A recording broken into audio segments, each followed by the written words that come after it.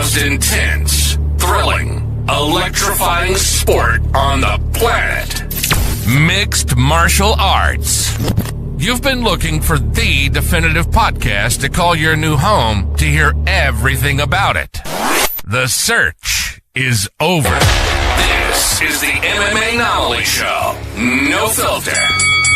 Bringing you the hottest MMA breakdowns straight from the heart of the octagon. This show is all about MMA breakdowns. For fans, by fans. We're talking UFC, MMA, and the occasional big boxing match. We'll bring our unique take on how these fights are going to play out and who we think are the best bets. Welcome to the MMAnomaly Show. No filter. And now your hosts, Olin aka MMAnomaly, Emiliano aka Jive Turkey Nano, and Alex Pip aka Pip's Piano Tips.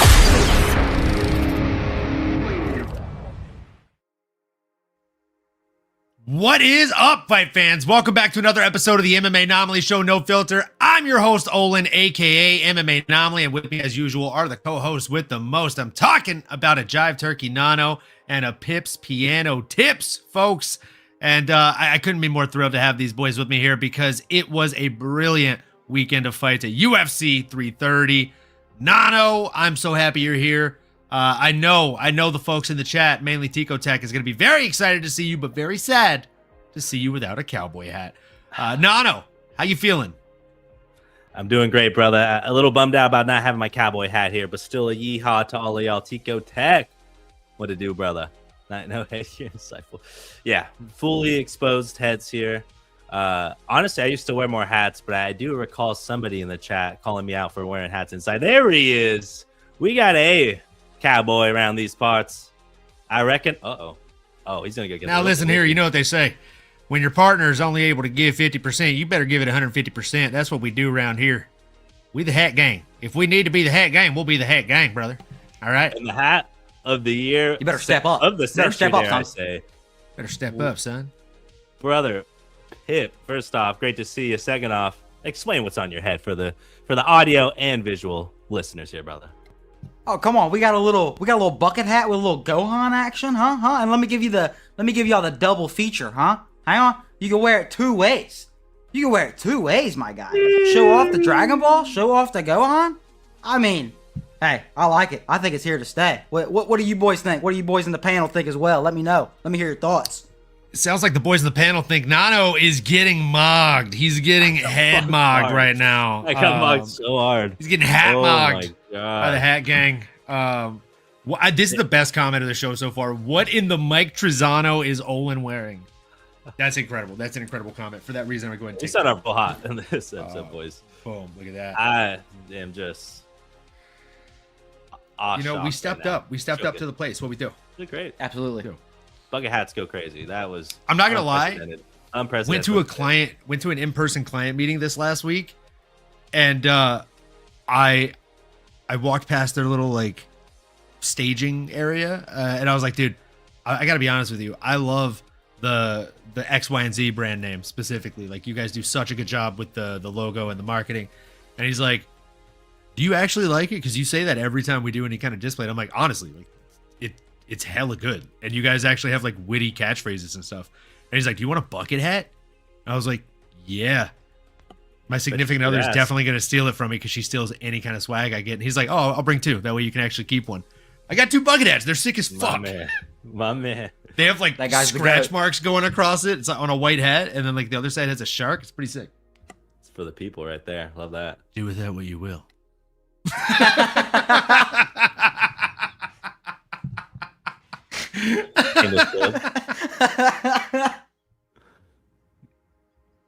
Gotta love it. Oh, sorry. I couldn't help myself. That was it was too easy. It was low hanging fruit. It was right there. Low, very low.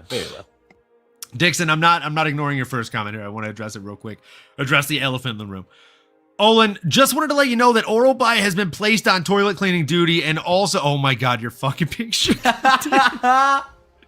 And also, he's going to be scrubbing the McDonald's floors with the toothbrush until the floor is so clean we can eat on it.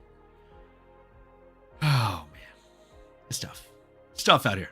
With the picture to match. Never cease to amaze, DC. Love to see ya. So many people, dude. I saw at least 3 people I follow on Instagram and 4 people I follow on Twitter say, all right, guys, I'm going to go and tell you about the parlay of the week. The lock of the week is Oral By. He's going to get it done. All right. And like some of them were like, he's going to get it done by sub. We're going to take Oral By decision. He's going to grind this one out, but it's an Oral By W. Trust me on this. Bet the house. One of the guys specifically said, bet the house on Oral By this weekend, folks. And there's so many comments in the comment section like, dude, I lost my fucking house. It's so funny. I love it when people like play into it. It's so good. I would say Dixon's comments perfectly summed up what happened to Oral By's hype right in the McDonald's dumper. Yeah, 100%. I think we have a sound effect for that. Yep. That's pretty much right there. I think you found it. Yep. And Mansour Abdul Malik is so bad that even McDonald's didn't want to hire him. Oh my God. Folks, I'm just reading the chat. That one was from Dixon. If you're listening audio only. Yep. Just doing it. What's up, boys? This is the crew. Let's fucking go. Yeah, this is the OG crew, bro. This is the true, tried and true. And I got to tell you, boys, I don't like it when you're not both here for the prediction show. Because the one time that we already had, I think it was, I'm going to shout it out again. I think it was Just Doing It that gave us this. We started that 3-guy parlay, like where we're each picking someone and we hit. And then you guys, like, we haven't had all of us together for a prediction show. And so, like, that's not happening anymore. And, you know, month 8, year's running out. We need to get net positive here, boys. No. You know what that sounds like? We got to step our shit up. Goddamn right. Onward and upward. Even if you can't make the show, I think we're going to make it a standard. By Thursday, we lock in at least have your lock. A 3-man parlay in our group chat. Okay.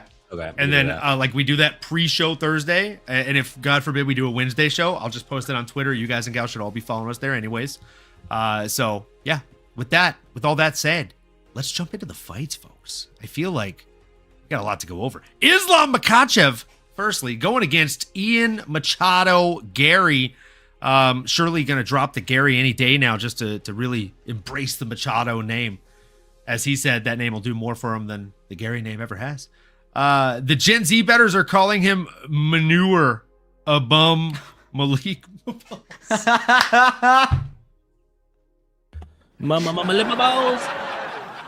Whoa, that was cool. That was a good one. That was a good one, Hanger Dana. And also great display picture. I can't speak. Please address him by his new name. Yeah, Manure Abum Malik. They would have made y'all look like a clown. Wait. Oh, imagine picking Abdul Malik and Mick the Big Oral By as your 2 locks. That would have been so bad. Could you imagine? I was thinking that by the time you said, I wish you guys were here for the prediction show, I was watching this fight and I said, thank God I was not there for the prediction show. Because I think I might have got like 4 or 5 fights right. Now, I will say, the only one I had, if you guys were here on Dana White Contender Series, I called Islam. That was my 1 pick. So I'm calling it 1 for 1. I'm saying we're doing great last 2 weeks. I think I got 3rd in the underdogs competition in my picks this week. You did fucking great, dude. Thank you. And then in DraftKings, I won some money in every competition I entered. Yeah, you did fucking kill it. Our private one. Thank you, brother. Have a day. I was feeling it. I was feeling it, man. As Blink 182, I was feeling it. So yeah, let's jump into the Islam fight, boys and girls. It was the best of times. It was the worst of times. It was MMA times. Nano, you were away for a minute. I'll let you take the lead here. What are you thinking, brother? What were your thoughts on this fight, and what did we learn about both men? It was an interesting one, right? I mean, I think coming into this, I was just as hyped as maybe most of us were, right? We were buying the narrative, the Russian, the Dagestani, the wrestler versus the tall, lengthy, pretty boy striker, right? We learned a lot, didn't we? I guess leading into this, we didn't get to unpack it. So pre-fight, gosh, I felt like a lot of us did watch that press conference, and it even got Islam irritated, got him scolded, but just shut the fuck up. Ian Garry, just chill sometimes, okay? You say way too much, and you're really not saying anything at all. So I think it's one of those things. Less is more. From a PR perspective for Ian Machado Garry, a little too respectful, and that was also highlighted post-fight as well for Dana White directly. Not a fan of it. There is a level of just like, come on, man, especially when the fight itself ladies and gentlemen, was a lot closer than we thought, right? I mean, it went the full distance. We saw 25 minutes. We saw a beaten and bruised and dare I say, partially gassed out Islam. I mean, again, this was really, really interesting. Obviously, Islam was able to get it done. It was a 4-1 in my book as well, potentially 3-2. I mean, again, it's hard to judge some of those rounds. I think it's almost like, you know, tie goes to the runner. You got to give it to Islam. I don't think Ian did enough to necessarily definitively make it a 3-2 nor any closer. 4-1's the right scoring, but we did learn a lot, and I feel like the next matchup is the one that's going to get me even more excited, and maybe even the one after that, talking about a Spider-Man down in Ecuador. But again, boys, hell of a showing. Ian Garry shocked the world a little too much, but that's Ian Garry ball. We know what to expect. A little annoying. So be it. I was entertained. Pip, from an X to the node perspective and just leading in and everything, now that we can unpack this Islam and the new pound for pound #1 with the most defenses of all time. Brother, I mean, how did you feel about it? Let the people know. Yeah, so I mean, MMAnomaly.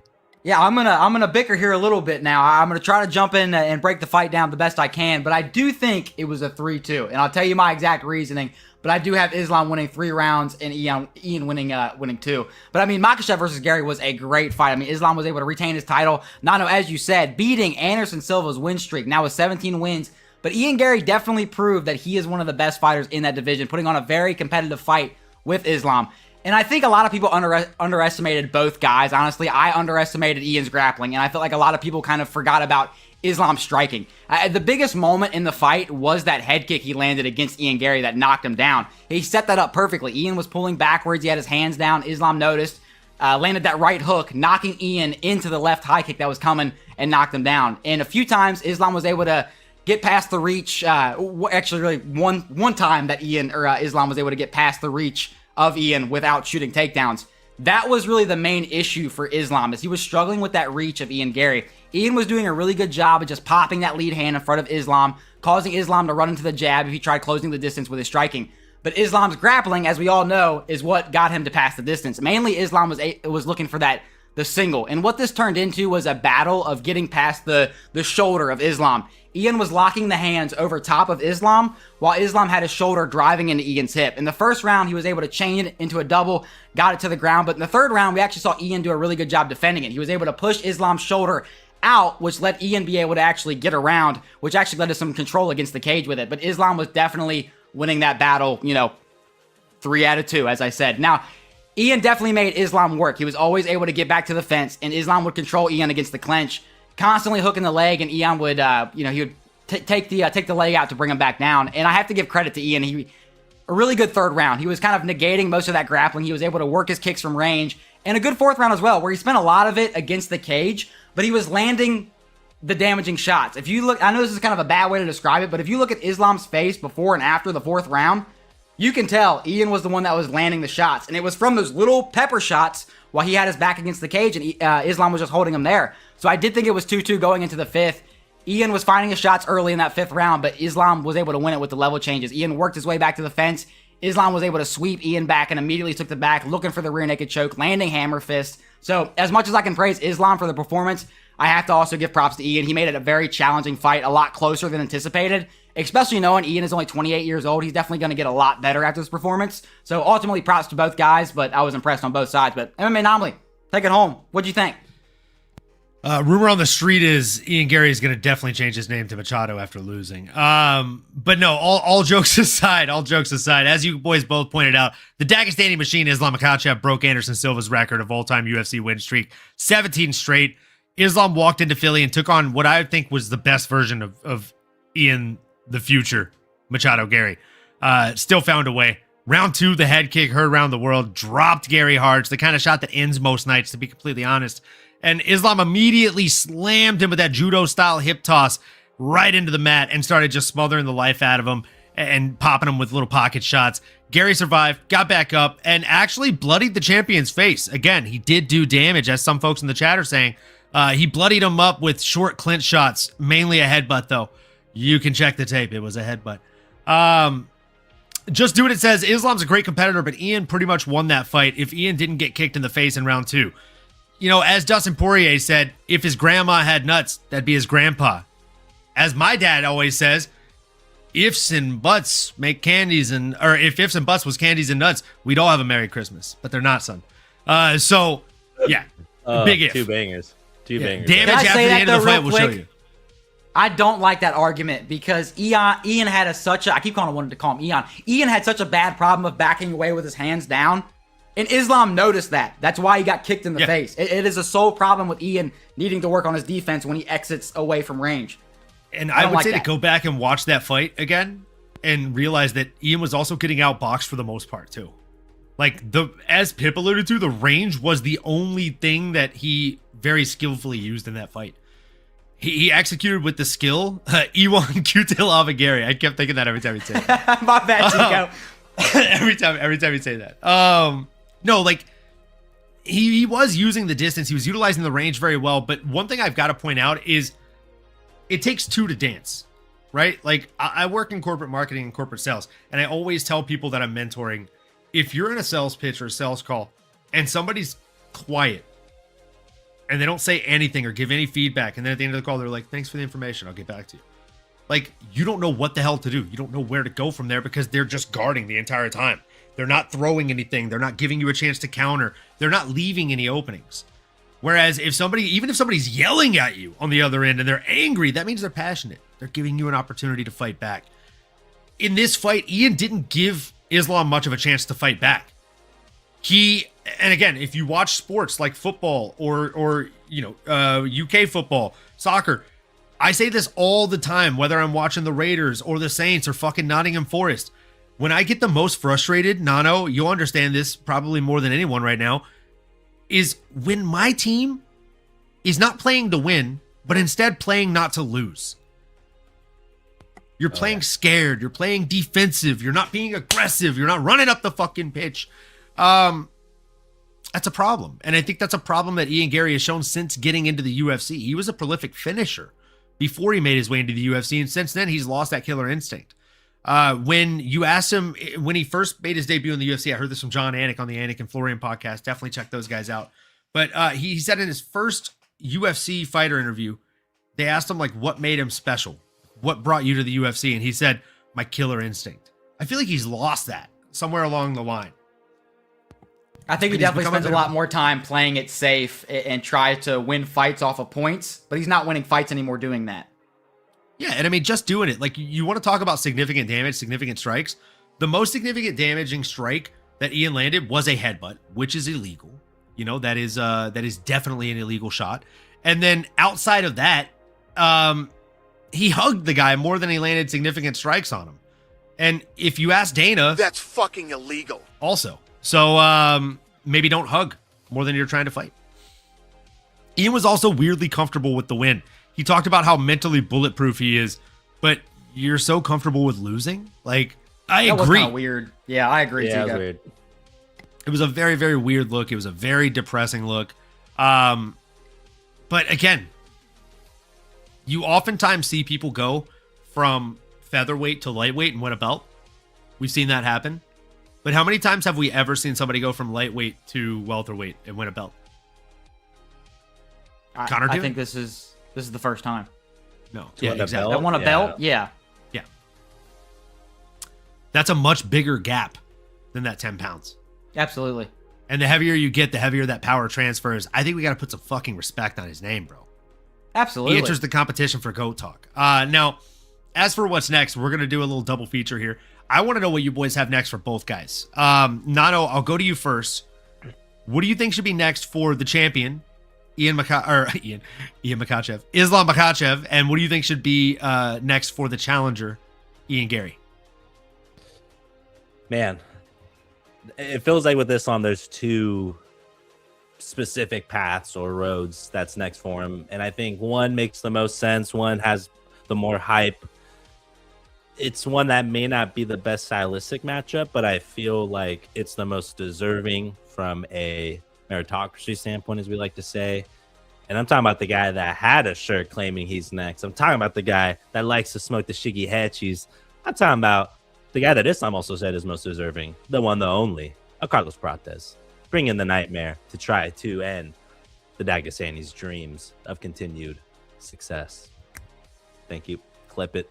For Ian Machado, Gary, back to the drawing board, right, boys? I mean, I guess the easy cop-out is a Michael Morales.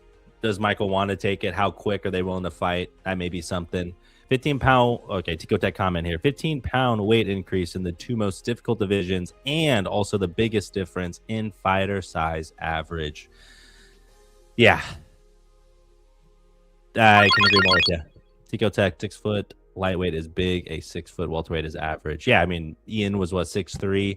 And as we saw backstage, I think Michael Morales looked like he was 6'5", 250. So, yeah, some big boys we're talking about here. And even Carlos isn't necessarily the most largely framed individual, but boy, does he hit like a fucking brink truck. So he's nasty with it. He might be the hardest punch out of all three. He's kind of long.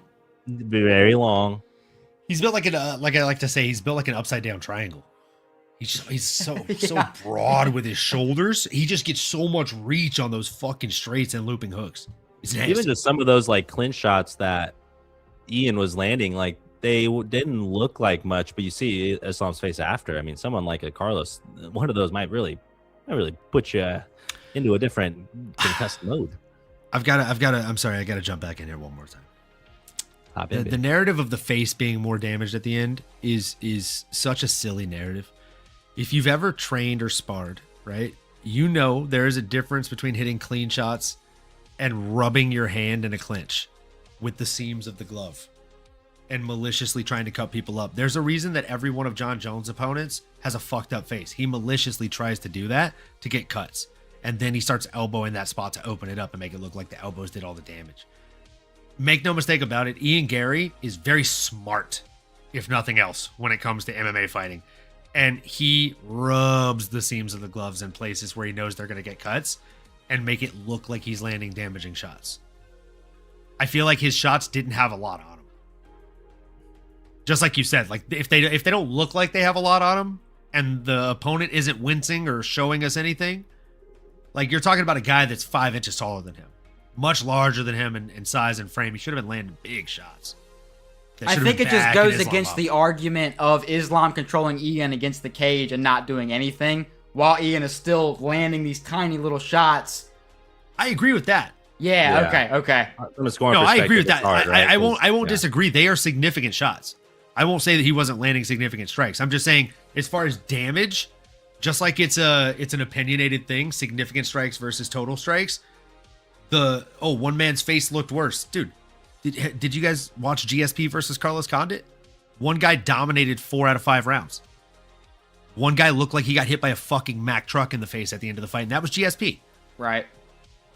But if you stood on a hill and said, I'm willing to die on this hill, Carlos Condit won that fight, I would kill you. You would fucking die on that hill. Yeah. Till he do the expression. I'm sorry to tell you. Yeah. Yeah, no, and listen, I think it's exciting for what's next for Islam in the welterweight division. So I think you probably go Carlos, and then with Ian, I think honestly Sean Brady. Let's assume Ian's ranked 2nd or 3rd after this. If Sean's at 5, him and Sean Brady makes sense. I think he would take that one. So those are my 2 picks. Pip, what about you, brother? I like exactly where your head's at, because I was thinking exactly Bonfim or the winner of Bonfim versus Brady gets Ian next. And what I want to see, I keep doing it. I'm proud. I can't wait to move on. God, Ian Garry, next for Ian Garry. With Islam, I feel like Prates does make the most sense. I feel like Prates is going to get it. I feel like Islam is going to win that fight decisively. Michael Morales is the one that I really want to see fight for that belt. So I want to see Morales jump above Prates and fight him first and see where it goes. I just I don't see Prates winning that fight. I don't see it being that competitive either. I'm gonna go out on a limb here and say I stand alone when I say this. I think Prates has a better chance than Morales. Really? Prates has over 80 Muay Thai fights. He's an actual specialist, and typically in my experience of watching, the way to beat a specialist of some kind is to face it with another specialty. And he just struggles so much with the grappling. He has, but I think if he brings in the right people, he can learn grappling negation. He doesn't need to learn chain takedowns or anything of his own. He just needs to learn how to defend it. And also his knee timing, his uppercut timing is a fucking problem. The issue with Morales is Morales has better grappling. I'll give him that, right? He's a black belt. But when he's on top, he looks really good. When have we seen him put on his back? Like one time? And he had trouble getting up then. My main argument for Morales is just his size, because I feel like we saw Islam struggle so much against Ian with just that small reach advantage. Morales is a big fucking welterweight. Big. And so that I agree with. Too. Morales is a much larger, more powerful welterweight, but let's talk about the way in which they utilize that power. One guy stands bladed in that Muay Thai stance and actually throws and extends, uses every inch of reach that he has in Prates. The other guy throws wild looping shots because he's always been the biggest, strongest guy in the cage. So I think the technique is going to be the way to beat somebody like Islam, but it's not like if we learned anything this weekend, since I always ask you guys this, what'd you learn? What I learned is that pure technique is never going to beat somebody like Islam. You have to have technique with a little dose of chaos. You've got to bring the fight to him. You got to push forward. You got to make it uncomfortable, and you got to make it kind of savage and scrappy in there. And I think Prates is the type of guy to do that. So that's why I think he's a better stylistic matchup, and that's why for me, the two names that I have, very similar to you guys, I like Prates. I like Morales. I want to see Prates versus Islam Makhachev. We haven't seen that fight. It's fresh blood in the championship kind of medal.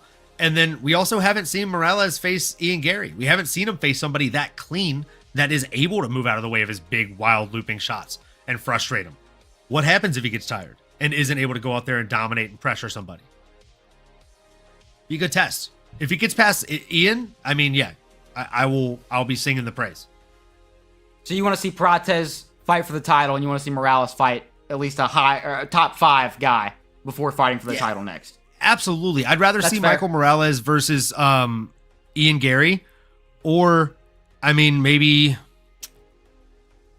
there's really nobody else, to be honest. Like outside of that, who do you have? He smokes everybody else. Like Urosh Medic is on a hell of a run, but that's a fucking jump for him, and that's a hell of an ask. Yeah, Morales lost. Yeah, like I don't think maybe Morales the winner of Bilal and Sean. No. Well, no, Sean already he beat Sean. Yeah, no, there's really no one.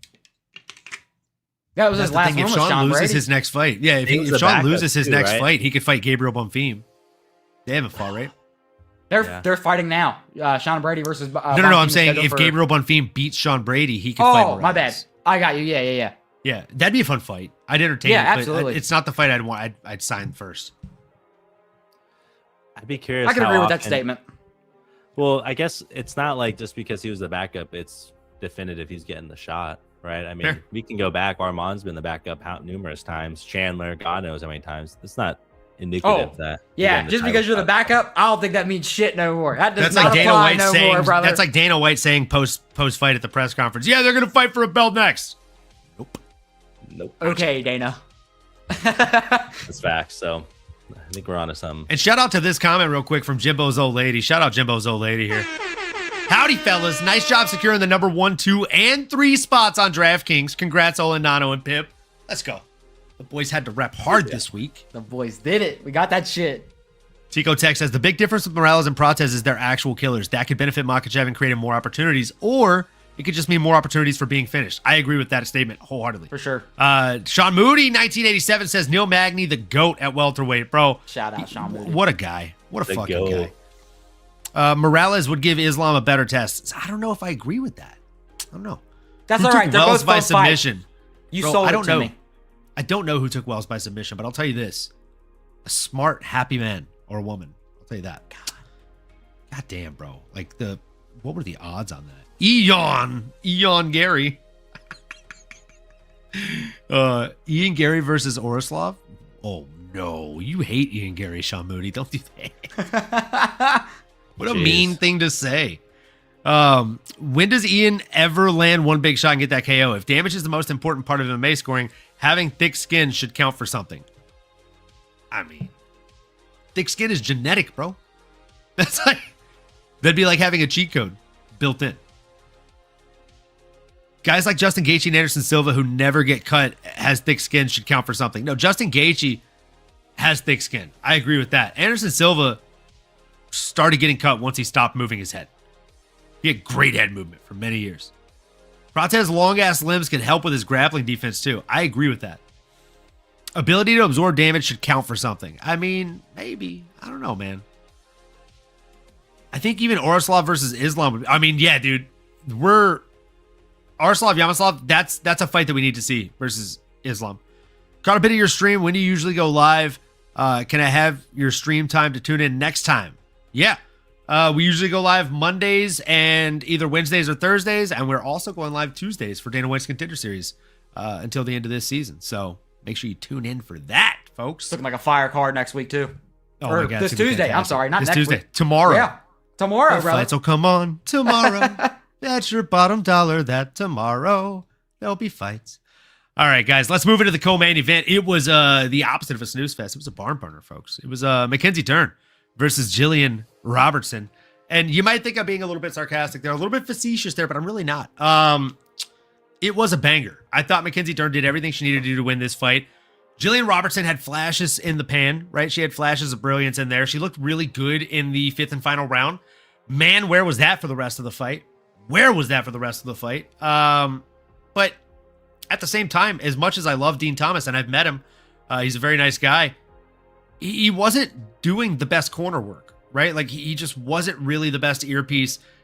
And, I mean, you've got to give sound advice. You've got to tell her exact techniques and specific things to do to get out of there. Saying to keep it on the feet, saying to scramble back up as soon as you get down, like, how? Tell me how. When she's doing this, you do this. That's what you do as a coach. And I just feel like maybe she will go further now that she's going to obviously have a new coach. We know the debacle there. But with the fight itself, I think we got to focus on Mackenzie Dern because the champ has a name, and it is Mackenzie Dern, folks. She looked really fucking good out there in more ways than one, as we say. And she defended the belt. I think it's pretty obvious what should be next for her. I think I'd have a hard time getting a disagreement with either of you folks whenever I say Zhang Weili, if she comes back, has got to be the name on the tip of the tongue. But I'm more so curious to hear what you guys thought about the fight itself and also how you see that fight going between Zhang Weili and Mackenzie Dern. And with that, cheers, folks. If you haven't already done so, like, comment, subscribe, smash the bell for notifications. Drink a vanilla Coke, drink a glass of water, drink a shot of whiskey, drink whatever you're drinking. And either way, drink it in, folks. These beautiful fights. Cheers to you. Salud.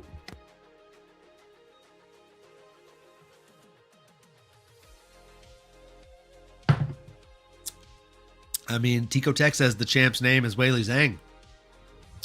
Bit of a banger bar there, bro. Logic better watch out with you in town. Pip, what were your thoughts on this lady fight?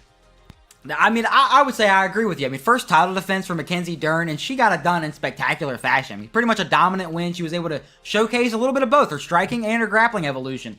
Robertson's game plan, as we all knew going into the fight, was just to kind of get Mackenzie down, and I think within the first 30 seconds, she found out that that was going to be a lot easier said than done. I mean, her entries, I thought, were very telegraphed. Mackenzie was able to stuff every single shot, winning the battle of the hooks, landing knees in the clinch.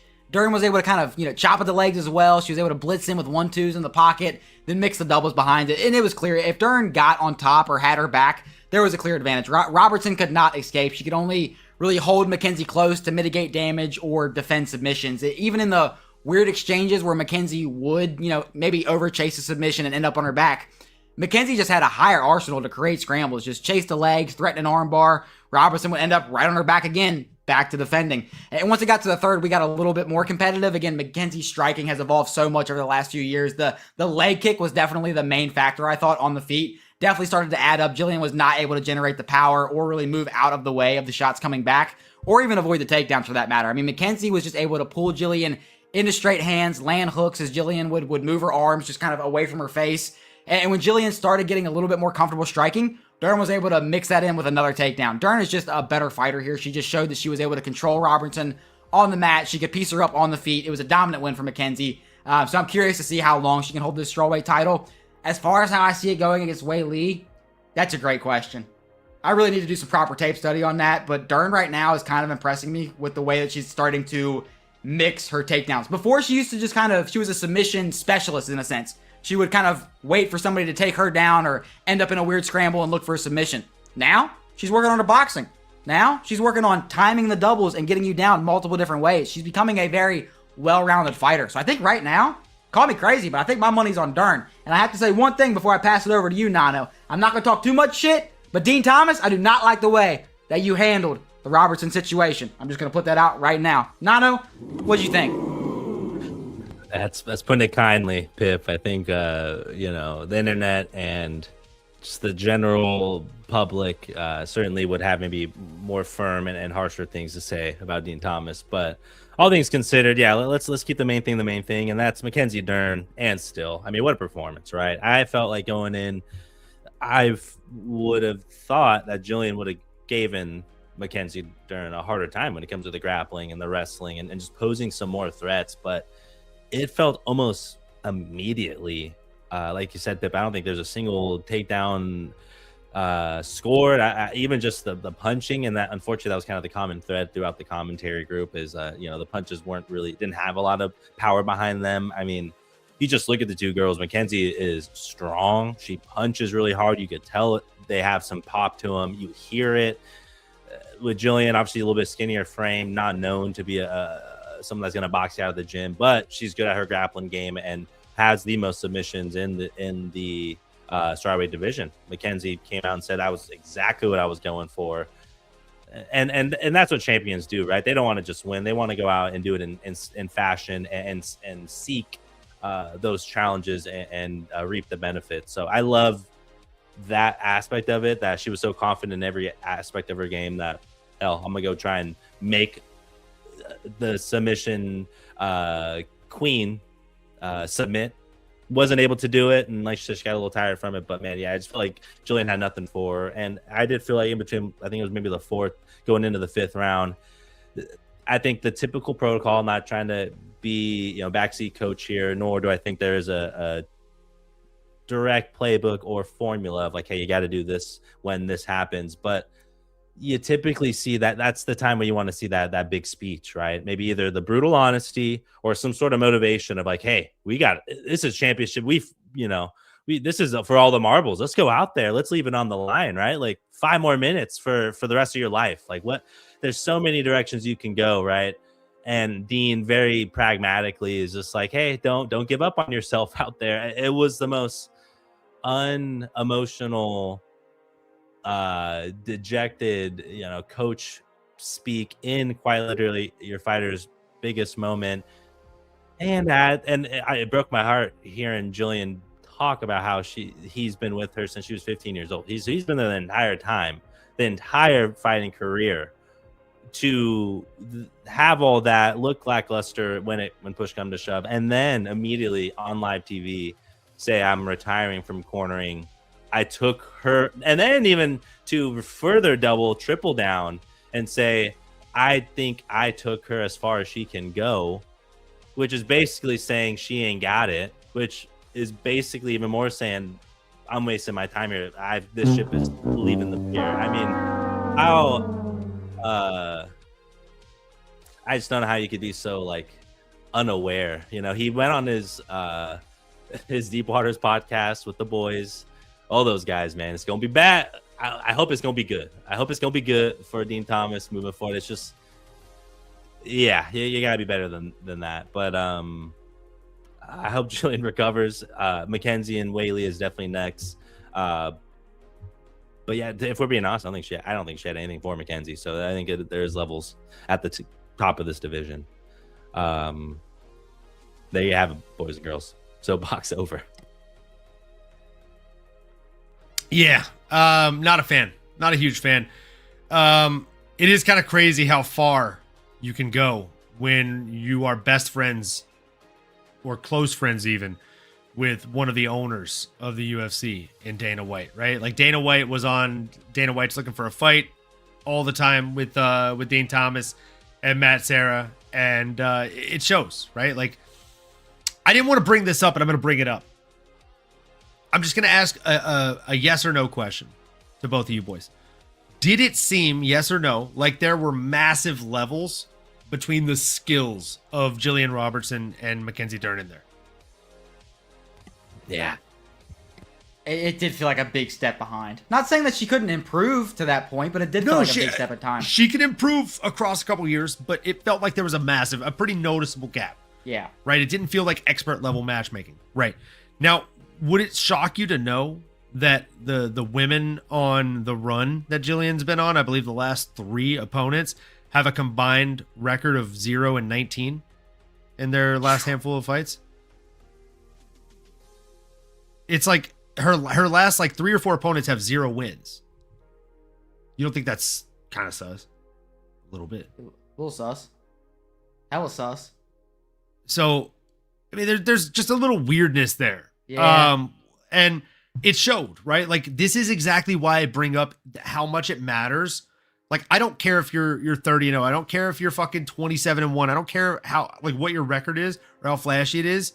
Sorry, last 5 opponents. Lazy bet. I knew one of you guys was gonna fucking throw me a raft. Thank God. Last 5 opponents, but it's 0-19, right? Lazy bet. I was right on the number. Keep me honest here, bro. Yeah, the 5 of her 5-fight win streak. Not one of them had a win between the 5 of them. That's one of those hard to swallow pills, boys. Yep. I just don't. 19. Shout out Lazy. It's like, I'm not trying to be an asshole here, but like isn't that kind of a bit taxing on the brain? Yeah. Makes you think. Now she's real overhyped. You know? Yeah. Numbers don't lie. So, yeah, Zhang Weili versus Mackenzie Dern is the fight to obviously make. And then for Jillian Robertson, it's obviously back to the drawing board. I think there's 3 names that you could really toss up just because I like doing this for the co-main and main when they're both title fights, or at least every title fight. So I'll throw these out there. I don't expect you boys to have already done the homework and have these names prepared. I know I'm throwing springing one on you. But Tatiana Suarez, Fatima Klein, and Alexia Tainara. Damn, those are both of my names. I had 2, and I was thinking the 2 girls I was high on. Tainara and fucking Fatima Klein make so much sense. And those are the girls that I think can get to the title, too. So that's a perfect fight for a girl to beat a title contender and then fight for the title next if she still has that belt. Or whoever has the belt. I don't give a fuck. Whoever wins that fight, like, as long as it's not the one that just fought for a belt, she gets a title shot. And ironically enough, if Jillian Robertson wins and Zhang Weili wins, it's Jillian Robertson versus Zhang Weili. Yeah, absolutely. Call me crazy. Yeah, no, I'm with it. Oh, yeah, I mean, definitely some solid options. I was trying to quickly see if her and Vernie and Rowe ever don't give a fuck. But that could be another potential matchup. Just 2 people coming off losses at the top of the division, looking to be a fight away from a number 1 contender status. So, right neck of the woods. Could be a good one. And as Tico Tech said, horns for Rain. Rain G! My guy. What's up, brother? And we got to do the horns for this guy. Yes. 0-19 for the last 5. My God. Oh, you said horns for Lazy Bet. I didn't see that one. How funny. Unpopular opinion says Fromage Frog. My favorite internet troll, folks. Dean Thomas is ridiculously overrated as an MMA mind. I don't know, bro. It's a pretty popular opinion with me, says Tico Tech. Thinking that too. Bro, Dana is the only reason anyone knows. I mean, yes, I didn't even see these. My God, I should have probably checked this before I went on my rant. You guys were preaching to the choir here, as they say. Where was Fromage Frog's first comment? There we go. We missed it because Nano was talking. I didn't want to put it up during this thing. Don't ever disrespect me looking like Zac Efron's dad, a young Nicolas Cage, and Ben Shapiro. Much love to you boys, as always. This is why you're my favorite, Fromage. Like, every day you come up with some, like, new random shit. And I do feel like... You're young Nick Cage. Am I young Nick Cage? Ben Shapiro is on the right, and I've obviously got to be Zac Efron's dad. That's exactly the way I drew it up in my head too. Zac Efron's dad's pretty tracks. Definitely... Age tracks. Zac Efron's a good. I mean, young Nicolas Cage was a fucking stud, bro. Raising Arizona. I thought it was you. I was trying to think. Come on. I mean, I'll take Ben it. Shapiro. Ben Shapiro's doing all right for himself. I mean, Dern looking like female Khabib in round 1, 2, and 3 made Dean lose hope. LOL. He was fired up in between the first and second, telling her to wake up, but realized the mountain was too steep to climb after round 2. That's fair. They didn't bring the right equipment. I don't think you got the facilities for that one, big man. Weili's striking is so powerful and effective that she would buzzsaw Dern on the entries. Maybe. Possibly. Dern and Gaethje and Olberg are the only champs because real champs are taking time off from the division and entertaining other opportunities. That's hella funny. Dean is a rat. All right. Dean thinks he's the main character. I agree, Ikize. I 100% agree. Imagine Dern thinking she's coming back to fight Whaley, and Whaley decides she's going to get a makeover and become a K-pop star, and she fights Jillian Robertson instead. Lucky. I mean, yeah, fair. That's definitely drawing a lucky straw. I was going to say that's some boxing shit, but man, I don't even think boxing is that bad with that 0-19 shit. Yeah, 100% Tico. Leandro! Oh, God, it's the 3 cucarachas. Shout out, Leandro. It is the 3 OG Hola, compa. cucarachas, my friend. My friend. You know what I'm saying? It's us. It's us. We're here.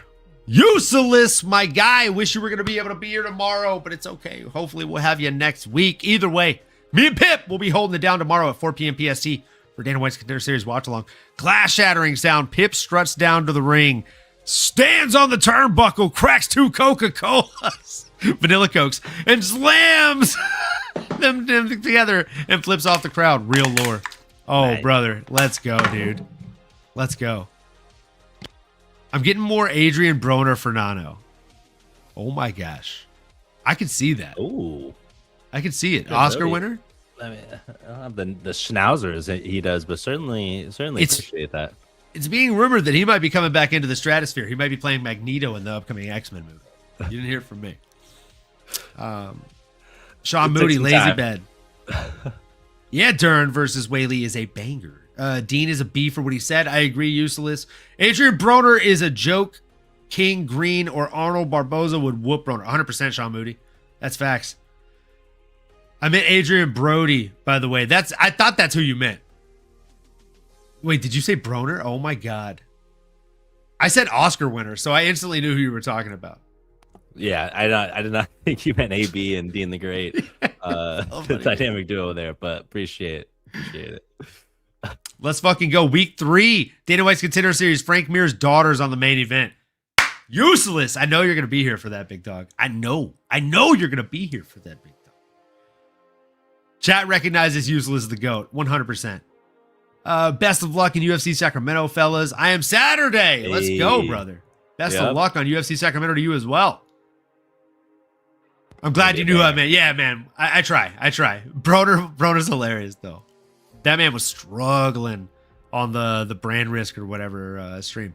With that being said, let's move into the next fight, folks. It was Jalin Turner coming in against Cal Fernandez.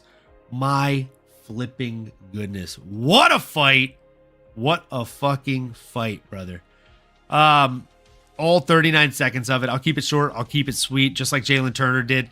He said he finished it so fast, he didn't even remember what strike he did it with. That's wild. The guy went out there and just... Oh, no. Did we lose on Colin? Oh, I think he's coming back. Absolute cliffhanger. Dude, you like that? He absolutely deleted his opponent, just like I deleted myself from the fucking stream with my fat fingers on this goddamn mouse. Oh, the timing could not have been better. I hate the back button on this fucking mouse. I'm gonna replace it. Anyways, he absolutely blitzed his opponent, knocked him the fuck out clean, and he made it look easy. I don't think he really took any damage. He only absorbed 2 strikes out of the 4 attempted. And it's off to the races with Jalin the Tarantula Turner. There is venom in those strikes, dare I say, boys, pun intended. The question is, did we learn anything? I don't think we learned anything other than the fact that this man never should have contemplated retirement this early, because he might just be Timothy Chalamet. Nano, what were your thoughts? He definitely is Timothy Chalamet. The Tarantula is back and still absolutely as lethal as ever. Didn't need long. I mean, the guy has all the makings of what could be a champion in this division, right? I mean, 155-pounder, 6'3". He has the power. We just got to see him put it all together, right? And I think it always starts upstairs. That's what kind of led him out of the game originally. As long as he can make the weight and continue to put on these kind of performances, I mean, boys, sky's the limit for him, right? I do have a name, and I'm just quickly making sure they didn't fight already, because he did want a top 15er, so I do hope the UFC grants his wishes. And there's one guy that always answers the call. But before I go into that, Pip, what stood out to you in this every bit of 30 seconds of the Tarantula clawing his prey? Talk to the peeps. Yeah, I mean, 39 seconds, not a lot to talk about, but, you know, we didn't get very far. But the only thing Fernandez was throwing was naked kicks. He opened up with a high kick, then he started attacking the legs. No setups, no feints, just kicks. And then you saw Turner start feinting his own leg kicks a moment before the finish, trying to bait out Fernandez's leg kick. Got the timing, feinted once more, and then once it came, he tossed it over to the side, got right in there, spun him around, and a left hook. That's what got it done. It was a left hook. He missed the right hook on the way out. He was spinning so fast, he missed the right hook, threw the left kick or left hook, and it took him out. And then he just unloaded shots to get the finish from the top. I mean, Turner, Uncle, and as you said, he's a guy. I'm so happy he came back. He's young, he's talented, he's got a lot of potential. I think sometimes he can get these little weird mental blocks, but if that's something he can get past, he can become a real contender. And I have to say, as far as what's next for him, because Nano, I know you got a big one, I just want to say this. I think we could already run it back. I'm so happy he's back. Dan Hooker's on a completely different trajectory. I say let's run Dan Hooker again. Let's do that second fight. I want to see that one again. But Nano, who do you got next for Jalin Turner? Ooh, I do like the Dan Hooker shout. I know he's fighting someone and headlining a card coming up. So assuming that's going to stay on, I think the next guy that I really, really like for him is sitting at the... Oh, man, I just had it here. Talking about a Rafael Fiziev, okay? This guy is one of the best strikers in the division. He's sitting at the 13th spot, right behind Dan the Hangman Hooker. I think that's the proper range. MMAnomaly, is that too rich for your blood? Are you going higher or lower? What do you think is next for the Tarantula? No, I I love that you hit me with my "is that too rich for my blood?" I'm gonna hit you guys with two realistic names and one wish list name. Okay, that's not too rich for my blood, just because my wish list name is gonna make you guys probably cackle like the Wicked Witch of the West. So Mateusz Rebecki, I think makes a lot of sense. Right, coming off a TKO win, looked really fun, looked really good. Another one is Esteban Ribovics, who just fought on this very same card, looked really good, ranked about 5 to 10 slots above him on Tapology. And the last one is one that we don't have confirmation. We don't have confirmation, but we know. We know, folks. We know. And we know that, you know, they're gonna want to have this guy prove himself a little bit in the division once he makes it in here. I'm talking about Usman Nurmagomedov. Baby. UFC debut. That's interesting. That's as rich as it gets, boys. Things just got real interesting, folks.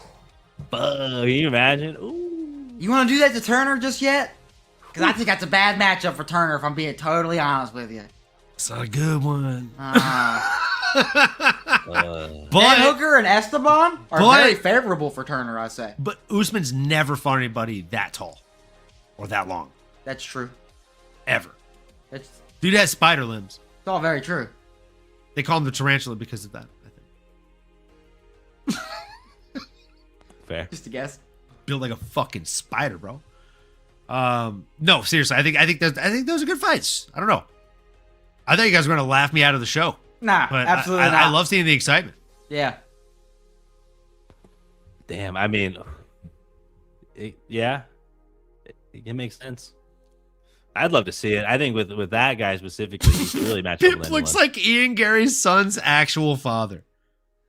It's actually incredible. Ooh. That's actually incredible. That's incredible. Trump could use some tips from Olin on how to keep his hair on fleek like that. As I said in the chat, honestly, horse shampoo, bro. No preservatives or additives. You know? Just tail and Shout mane, out- baby. Shout out mane and tail, shit. baby. I didn't mane read and the tail. comment. You already know.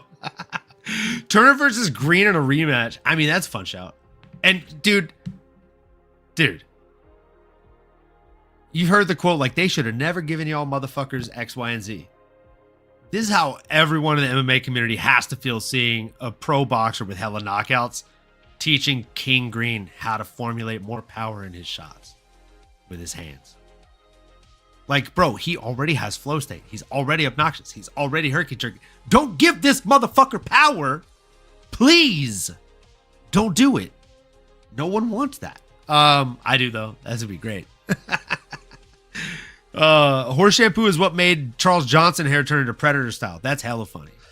We're gonna talk about his hair in a bit. Mane and Tail Tractor Supply Classic. Hell yeah. Absolutely lazy. Absolutely. TS, solid spot. Track to supply. Charles Johnson with a twister. We're about to get into it. Gonna run through some of these chats real quick. 155 at 6'3" is insane, and he's not just a tall stick like Sean Woodson. He looks huge in that weight class. I agree, bro. I agree. Nano, I know you got a big one. Pip, 2026. Clip it. I was gonna say, don't clip that one. You can leave that one out, my guy. Clip it.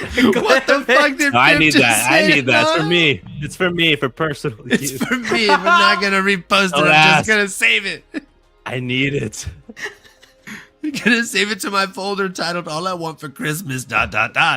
It's going to be an accidental. Oh, didn't mean to send that, but oops.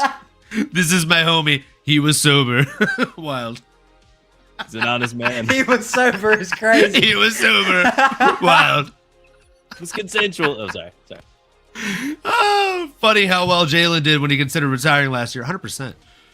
Why y'all want to give Fizzy these big ass 9 foot tall dudes, man? I mean, fair. Jalin Turner versus Billy Q. Woo! The appropriate. So, yeah. I mean, we got to consider it. Billy Q will fight anybody. We'll put him in there. Let's run it. Hell yeah, Usman. Let's fucking go, bro. Keelan Sawkill versus Turner. Really test Keelan Sawkill coming off that huge W. Winner gets huge. I mean, yeah, brother. Hell yeah. Oh, Usman, all right. It just feels like Killen really just put himself into that upper echelon, though, right? He put his dick on the table. I did. Yeah. Yeah. Doing that camera's pretty crazy. Yeah, Sawkill versus Turner would be dope. I agree. It would be dope. Usman versus Gamro, 5-round. That's what I'm saying. 5-round main event, bro. Oh, I like that fight better for Usman, though. That's fun. a good one. That's a That's fun a good one. one. But Usman versus Tarantula is also a very fun one. Sean Woodson is a nightmare if you want to look at. I agree. He's my sleep paralysis demon. Play it in the morning when you're looking in the mirror. I'm a superstar. Who's the fucking man? Then you play that. I'm the fucking man. Me. I get a big one. All right, guys, let's move into the next one. We've had enough time here. Mansour Abdul Malik versus Dustin Stoltzfus. Nano, I'll let you take the lead on this one. I am going to pour up a shot because I could not have gotten this one more wrong. And I led people to believe that I was confident in it. That was apparently fake.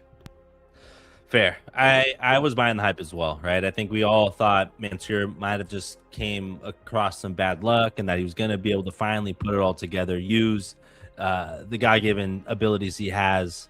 But, man, unfortunately, that was not the case, right, ladies and gentlemen? The Dustin Stoltzfus came out there and Stoltzfus the show. All right, he Stoltzfus it because he was a plus 500 underdog.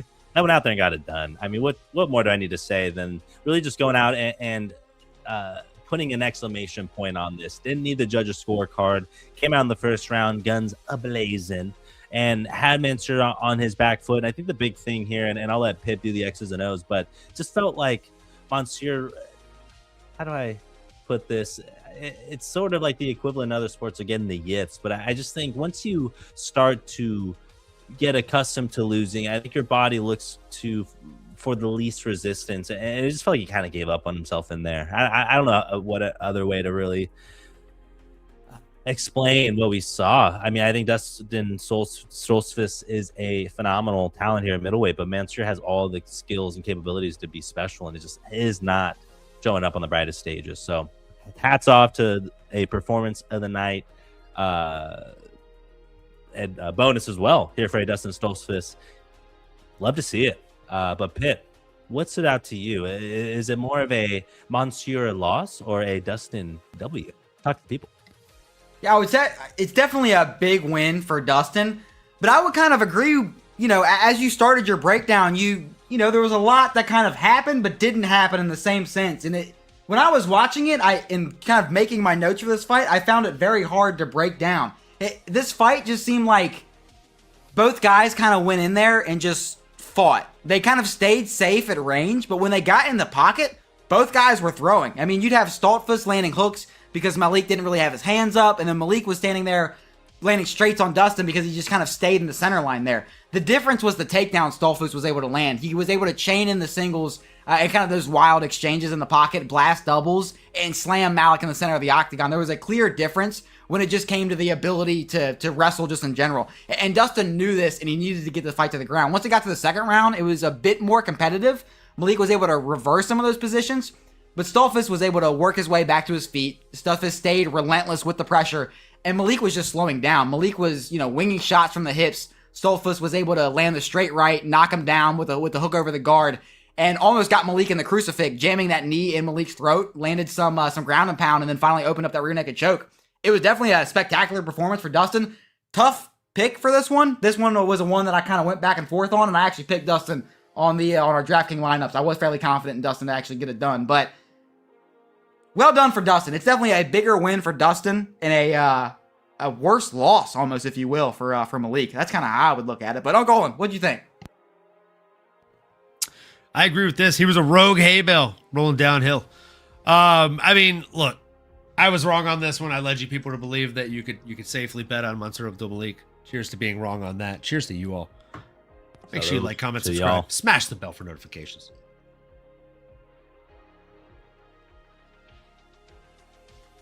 And with that, if I had to describe this fight in 3 words, which I know I put you guys in that hot seat from time to time, I would say simply this: sneaky good performance, right? It was a sneaky good performance for a Dustin Stoltzfus. He weathered the early storm. He stayed composed. And when the opportunity came, he took the back and locked in a very tight rear naked choke in round 2, late in the round. Abdul Malik is a physical specimen with power and athleticism for days and spades. But once the fight hit the mat, Stoltzfus got to the preferred position, and the prospects and experience really showed. You could really see how kind of green he still is in this game. And Stoltzfus has always been a solid grinder with good jiu-jitsu, and he's a bit of a soldier in there, right? He soldiers forward. The question was whether he still had that pop at this level. And on Saturday night, he answered. Smart fight, clean finish, performance of the night, money. Keep him active against other mid-tier middleweights and see if he can climb. That's my only ask. I'm curious to hear the names you boys have. Nano, what were you thinking, bro?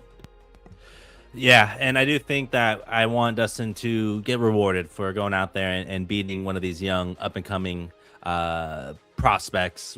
Good record, ranked high. Dustin's currently 39th here on Tapology. What do you think? What do you guys think about Baby Yaga? What do you think about giving a Dustin Stoltzfus a little Damian Panas? Huh? You think of some penis? What do you think? Penis is for Urbina. Okay. So he's already locked in. Well, fair enough. Okay, touche. No, that's what I want for Urbina next. Ooh. Is Pinas. Okay. Sorry. Okay. I've got if I got a pivot, then look no further than the real Hunter Bisanger. I think one of those guys. That's Bisanger's a great shout. That's a good shout. I also like Pinas. Yeah, Pinas is a fire shout. You like it what? Is. I like Damien. I like Baba Yaga. I like the shout. I like the fight. Fuck off. You like getting caught in the rain. Don't clip it. Don't clip it. It's all good. If you like waking up at midnight. You like pina coladas. Oh, man. I actually don't like pina coladas. I don't like coconut. But you like pina, then. You like pineapple, it sounds like. That's fair. Oh, man. All right. So my pick is, come on. Donte Johnson. Oh, okay. Mr. Johnson. They're the same guy. Can't wait to talk about him, but that's a fun one. Yeah. The other one was Tresean Gore. I think that's a fun fight. Okay. I can see it making sense. I can see it making dollars as well. So sign me up. My Warrior Award says Range E goes to Gore. When Rockhold got his tooth knocked out, he ran, asked for help from the ref. Yeah, that's fair. Thanks, bro. LMAO Rain. Rockhold hate invigorates me. I knew you were going to chime in with some shit as soon as Rockhold got mentioned. You're such a dick. Like sunlight to the plant. The headline read, former D1 All-American from University of Maryland gets out-wrestled by Amish man. If you like penis, I heard good things about Nano. Raving reviews. Pinas coladas? More like pinas aladas if we're talking about Nano, apparently. Am I right, guys? Am I right, guys? No? Nobody? All right. Better late than never. Classic. All right. Let's jump to the next one. We had a very sad one. I should have saved the shot for this one. Edson Barboza versus Esteban Ribovics. Man. This was a bit of a tough one to watch.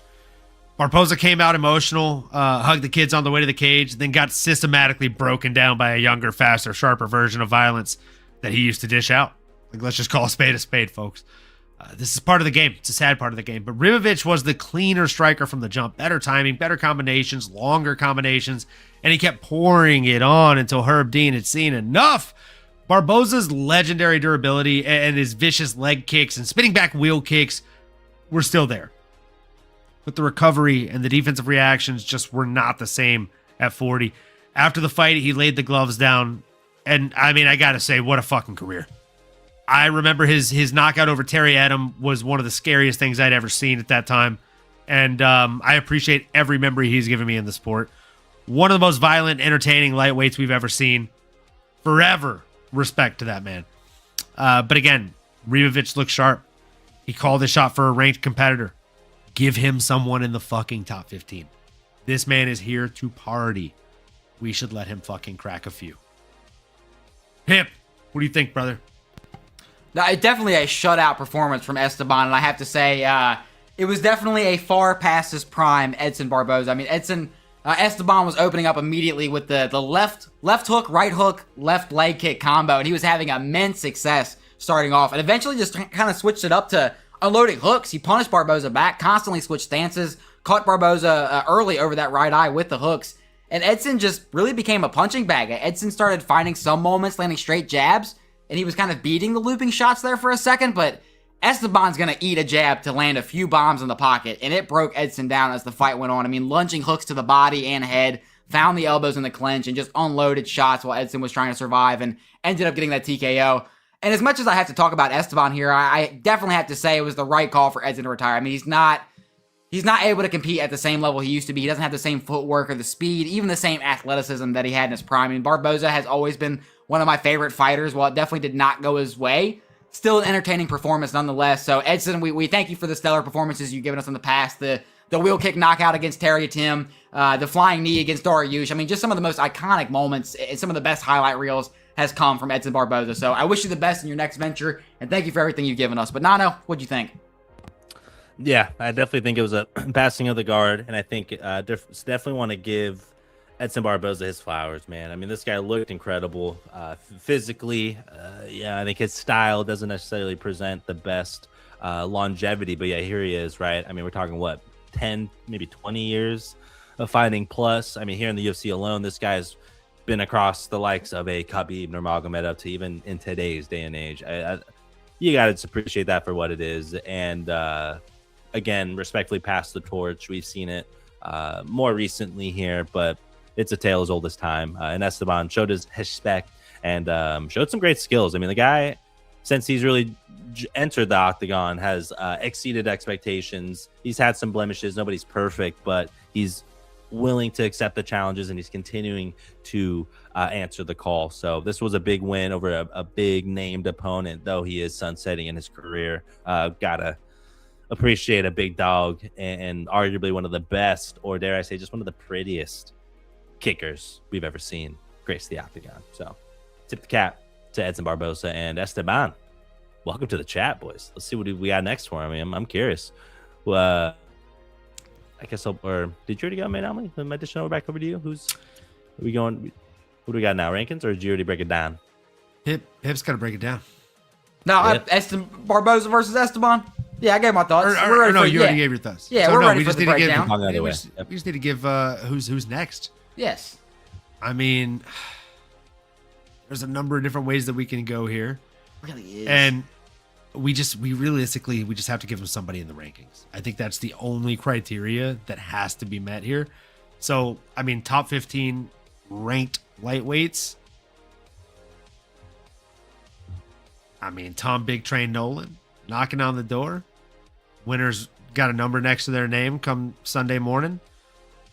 Beneil Dariush on the way out, if he hasn't already retired, I think makes a lot of fucking sense. But if you really, really, really, truly, do you really want to know? Do you really want to know what I think would be great for somebody like a Esteban Ribovics in the lightweight division? The loser of Hinato Money Moicano versus Brian Ortega. Oh, that's a fun fight. Yeah, I thought so too. Definitely some good litmus That's tests. a I good think one. either any Oh, direction why? you take, I don't think it's a bad idea. I'll stick a little on the more conservative side here, looking at number 14 and Tofik Musayev. I mean, the dude absolutely molly-whopped our boy Ludwig Klein earlier in August of this year, so he'll want to get back on the pedestal sooner rather than later. I think it's a proper matchup just in terms of the numbers itself and someone that is willing to answer the bell. But I'm not mad with whoever Esteban fights next. Well-deserved, and will be entertaining. Pip, anyone else have in mind? Yeah, I mean, another name that we mentioned earlier tonight was Rafael Fiziev. I think that'd be a really fun fight. But if we keep Fiziev matched up already, I mean, Manuel Torres coming off a loss now. I think he's just sitting right at that top 15 spot. So I think we could run that as well. But I definitely like that loser of Ortega matchup. That might be my favorite matchup. I think we got a double mute, sir. Manuel Torres was on my short list, so I like that shout a lot. Sorry. This is a crazy fucking shout right here. So Barboza started UFC 14-6 and finished 18-5 in his pro career. Or sorry, 18-15. That's wild. Jeez. And that right there is what, 30 fights? I mean, jeez. Yeah. He went 4-9 in the UFC after joining at 14-6. As Tico says, is that true? That's horrendous. Yes, Tico. Tom Big Train Nolan is the new Billy Q of lightweight. In defense of Barboza's career or record, says Lazy Bed, he has one of the strongest strengths of schedule you'll ever see. I agree. And so does Rain G. He fought everyone. Let's just say this isn't likely the last time we'll see Edson. His name carries a ton of sway and will draw a hefty bag in other promotions. I hope you're wrong, Lazy. I just hope he hangs him up because I don't want to see him in BKFC. I don't want to see him in Karate Combat. Actually, Karate Combat would probably be the only one I'd be entertaining of the idea. I'll say that. It's better than boxing. I don't want to see him box. I don't need to see it. I don't need to fucking see it. Oh boy. We have a welterweight preliminary fight here between Chidi Bang Bang and Chukwani and Joel Alvarez, who, man. Have you guys ever heard of method actors? You know, the guys that like get cast in a role and then they get sucked in so much they become that character during filming? Right. Absolutely. Like Daniel Day-Lewis, Gangs of New York. He got pneumonia. John Bernthal did that with Punisher for a little bit. For a few He weeks. did. He doesn't go and see his kids. He cuts them off. Like he's like, I mean, come on, brother. But yeah, like method actors. You gotta love it. I believe Joel Alvarez is a method actor. He was mimicking Ian Garry in the Islam camp. And I think that's the reason he fought so poorly. No shade to Ian Garry, because Ian could do the Ian Garry, but Joel cannot. He just stood in front of him, exactly like Ian Garry did. But the difference is you're fighting a Muay Thai guy instead of a grappler guy. That guy's going to chop your fucking legs. And that's exactly what we saw. He chopped the trees. He damn near immobilized one leg, and he destroyed him. Joel Alvarez was one of my locks of the week as far as a submission bet. And I mean, I don't know that he even came close to thinking about a submission. I feel like he bet against himself or bet on the fight to go the distance. I don't know what the thought process was, but 159 to 76 strikes later, it was not a good day in the office for your boy who bet on him by submission. So I say again, folks, cheers to you, cheers to me, cheers to all the fuss and the muss and all the glee. If you're drinking, raise one up. If not, that's fine too. Either way, just hit the like button, comment, subscribe, you know, the bell thing, all that good stuff. Cheers, folks. Let's go. Salud.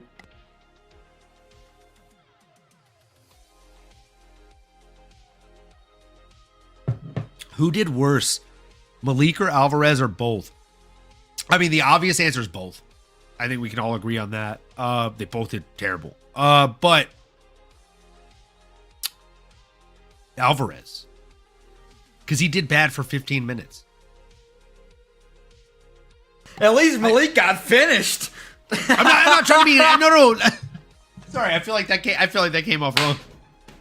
I feel like that may have came off like a dick. That's not how I meant for that to come off.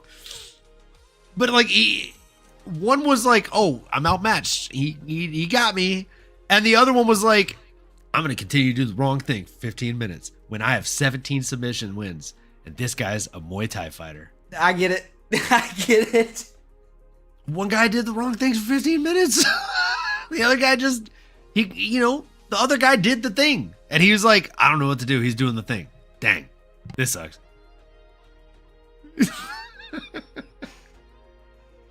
Nano, kick me off the damn stool. What were your thoughts on this one? Because it was sad.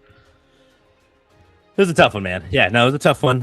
Like you said, some good method acting from both these guys. And we love Joel Alvarez around here. He is a fan of Pip's bucket hat, maybe more than all of us. He's got a tattoo of Goku himself, amongst others from DBZ. So it's just, you want to root for the guy. But yeah, I think, unfortunately, sometimes fighters, maybe it's just one of those things, he is falling into this trap of like the speed of his opponents, right? You always hear the expression, you want to be leading the dance, and he's not leading the dance, right? He went up to this new division, and I don't know if it's just bigger guys. I don't know if it's just the matchups themselves. Lazy bed here with some commentary. This fight proved to me that all the things that made Alvarez special at 155 disappear at 170. And you're absolutely right. I mean, we're talking a 15-pound gap. We're talking about bigger guys, heavier-handed opponents, and guys that are taller, maybe faster, all the above, right? I think this is Chidi. Shout out Chidi Chidi Bang Bang, right? I mean, coming in here as an underdog and continued to validate his striking pedigree. It's levels, and I just think that Joel just couldn't really has yet to find his confidence here in this new division. I don't know if it's worth considering trying to go back down, but it is just one of those things like, and maybe he's just one of those unfortunate tweeners, right? Where like a 162 or something division might even be better, where he doesn't have to try to kill himself. But yeah, I think there's certainly a gap or some improvement to be made from a grappling perspective. And then for what we learned Saturday, striking as well. Good, not great from Joel, but Chitty Chitty Bang Bang all the way. Let's go. Underdog. Didn't see it coming, but I'm glad I saw it. Like a shooting star. We seen it. We was watching. Pip, what do you got? No, I mean, I hear you guys' side of it. I've always been on the Chidi side of it, and I might be a little bit more biased because I feel like when I watch Chidi fight, it's more of this classic Muay Thai fight, and I'm a Muay Thai guy. So, yeah, you're right there with me, Unc. So, I'm a little biased. I love watching it. I was just on the wrong side of it, so it made it hurt a little bit. I get it. I get it 100%. But I mean, the problem for Chidi has always been that he's more of a lower output kind of style, but he was a lot more active in this fight. He was able to kind of just get everything going, and it felt like Alvarez was essentially just getting overloaded with feints and just had a really tough time engaging. And Alvarez was able to push forward, but he was just staying in front of Chidi. Joel was, trying to win the hand battle, but it was a game that Chidi wasn't playing. By the time Joel would actually grab the hand of Chidi, Chidi had already kicked him in the leg, kicked him in the body, and punched him in the face.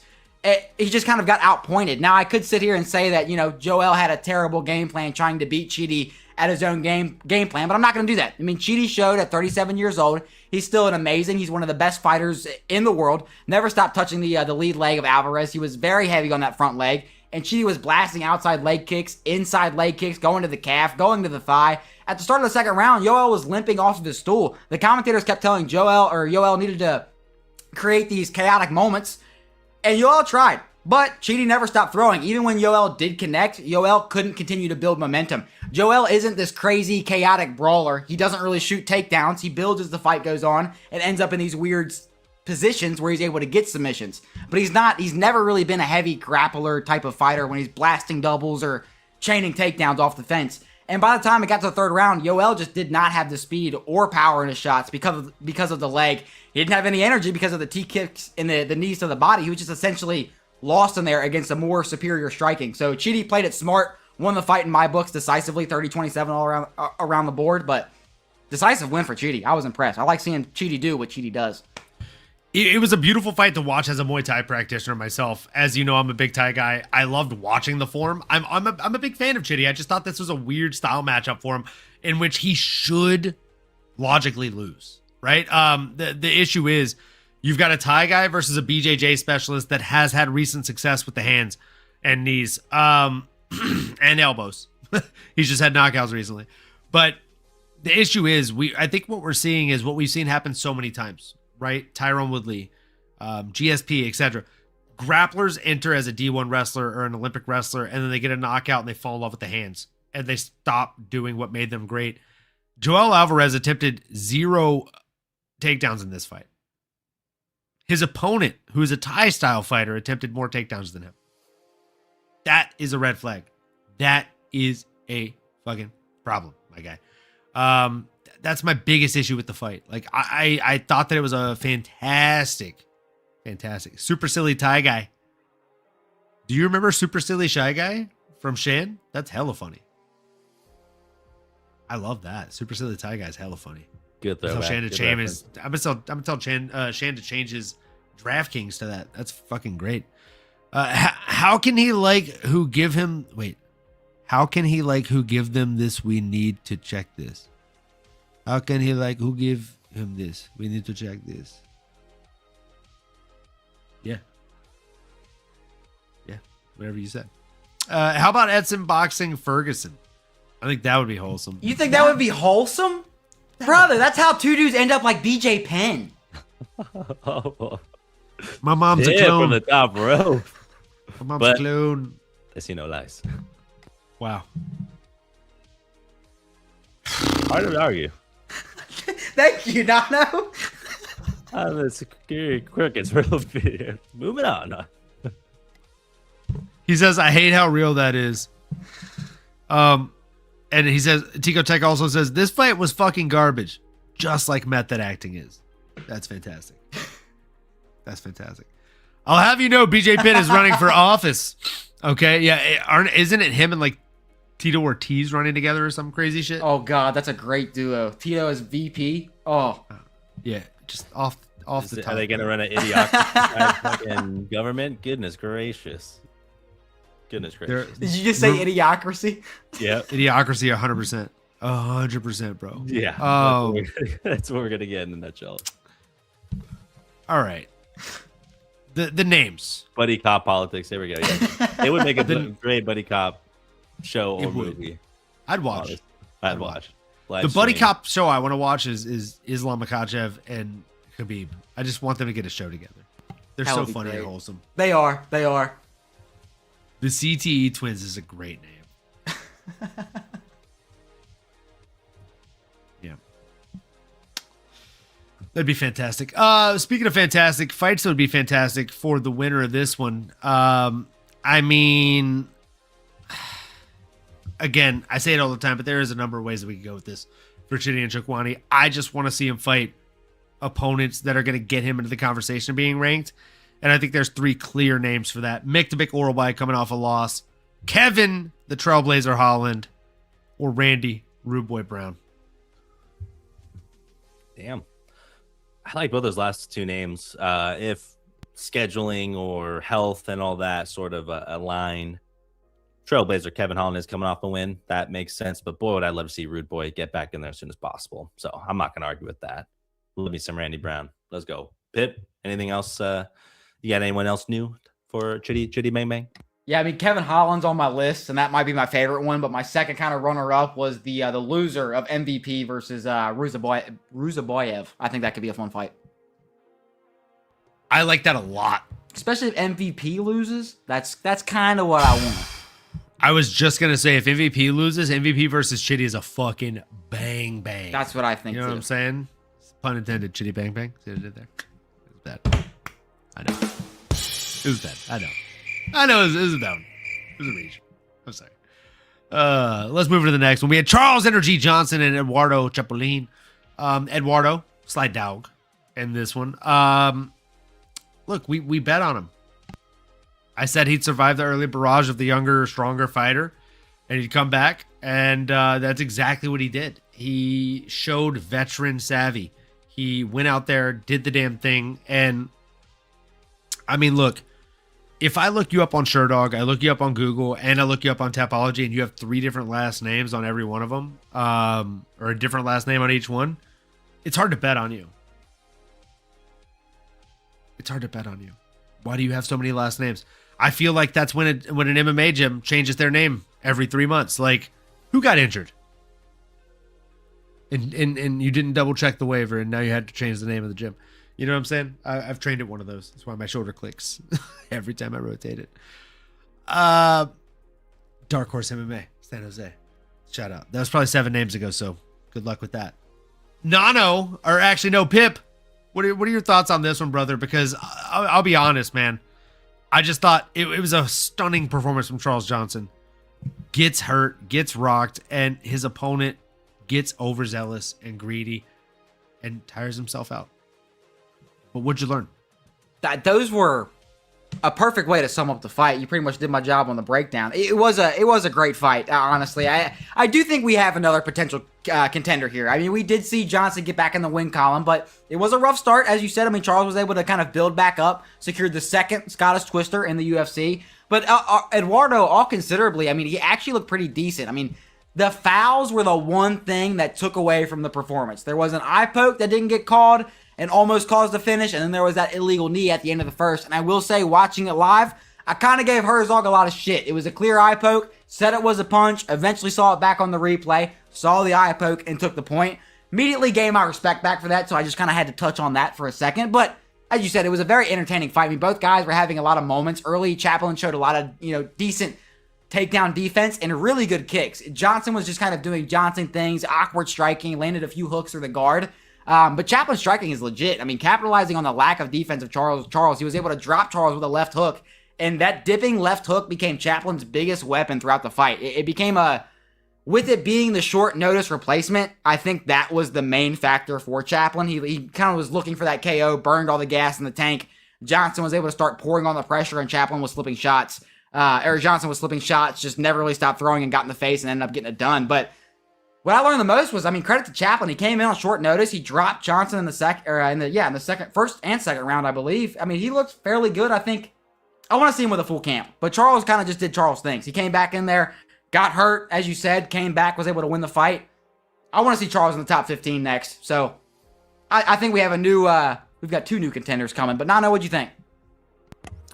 Similar thoughts to you both. Appreciate that. Yeah, the Scottish Twister was absolutely savage. Charles Energy Johnson. The only thing more savage is his hairstyle. Absolutely ridiculous. But love that he rocks the cul-de-sac with some little swagger there behind the scenes. Business up front, party in the back. Am I right? Yeah, boys. I mean, listen, it was what we thought. I guess I don't discredit Eduardo Chaplin coming in on short notice. He was hyped up by DC and the boys. And does he fight out of that AKA gym? Or no, he fights out of Daniel Cormier's wrestling academy. That's what it is. Okay, that's the connection. Love to see him look good on the short notice, but I think more of a camp, more preparation. He might have had a little bit more gas in the tank. But again, that's against the Charles Energy Johnson, who I do think is a top 15er, or at least deserving of a top 15er next. Look no further. I'm going to say yeah to a no, Alessandro Costa for Charles Energy Johnson later this fall, or maybe early 2027. There you go. Ooh-wee. What do we feel? MMAnomaly, what do you think? Is that what do you think is next for Energy? I'm not mad at it, bro. I mean, like, realistically, he's got to fight somebody that makes a lot of sense. I don't want to do this to my boy. Oh. All right. I'm gonna lead with 2 names that I like better, and then I'm gonna lead with the last name that I think might make the most sense, right? But I don't like it because I like both guys so much, and I know I'm gonna feel bad either way, no matter who wins, if they match those guys up. So I'm gonna go Steve Astro Boy Erceg. I think that makes a lot of sense in flyweight for this man. He's the new Matt Schnell, right? Like, you beat him, you almost get a title shot. Asu Almabayev. That's a fun fight. And I mean, Asu Almabayev is an absolute beast. He did just get a Sulayev stretch off of him. But look, you get a Sulayev stretch on me, I get a Scottish Twister on my next opponent, I warrant a rematch. Okay, folks? I feel like I warrant a fucking rematch in that one. And I mean, he's doing like a little RFA side quest against Johnny DeJulius. Is Asu Almabayev. He's got a grappling match scheduled right now, but hey, that means he's not going to be fighting in the next 3 months. That gives me time to heal. Let's run it back, kid. all that to say, those aren't the two that I feel very confident in. Those aren't the two I really love. The one I love the most is, ironically, the one that I hate the most. And it's this. I genuinely hate this, but I'm going to say it out loud anyways. I want to see him fight Kyoji Horiguchi. Oh, Okay. that makes sense. I'm not mad. Run it. Makes sense. I hate that you guys agreed. I wanted you to disagree with me so bad. I wanted you to be like, you're so stupid, Owen. It doesn't make sense, but like it's a fun fight. It's like stylistically, that's a fun fight. And I feel like that's the type of fight to get Kyoji right back in title contender. Like, he's not going to get a title shot off that, but he'll get a number one contender shot off that. And for Charles, the only guy that has a win over the current champ. If Charles can win that Horiguchi, fight, what does that sets do him up for for a you? title shot. It sets him up for a title shot, is what it does. It sets one guy up for a number one contender shot. It sets the other guy up for a title shot. Thanks, Pitt, for doing my job. Got you. You like that? It was nice. It was nice. Layup action. Nano, what are you thinking, bro? What names? I definitely like the names you mentioned. I think I'm gonna stick with Alessandro Costa for Charles Energy. And Pip, anyone else for you? Where the hell is Kai Kara France at? That's what I want to see. But I don't know where the hell he's at. In the world is Kai Kara France? Where are you? Somebody should check on him. Let me know how he's doing. I'll report back. Where are you? Koi Core France. You need to fight Charles Johnson tonight. Not a boy. Or maybe in the next 3 months. And I'm so sorry. You'll probably have to cut a bit of weight. See, I'm down. That's what I want. Kai Kara France, where you at? Come out and fight my boy Charles Johnson. You know what's funny is I don't hate that at all. Thank you. I actually think that's a phenomenal call. He's doing Maori stuff in New Zealand. Fair. Tell him to come back. We miss you, Kai. We miss you. Did everyone bring their kid to work day when Charles and Dern did? Wasn't there another? No, they didn't all win because Ian Garry also brought his kid to work. But you know what? Hold on. Just wrap my imaginary tinfoil hat in here. I would venture to guess that Charles Johnson's favorite, or his kid's favorite fighter, is Charles Johnson. I would also imagine that Mackenzie Dern's kid's favorite fighter is Mackenzie Dern. And I would also be able to state with a fact, without a shadow of a doubt in my mind, my brain of brains, my heart of hearts, that Leo, as his name is, Ian Machado, Gary's son, his favorite fighter is Islam Makhachev. It's not his dad. It's not his dad. He actually doesn't even call his dad. He calls him Ian. Oh, that's fucking crazy.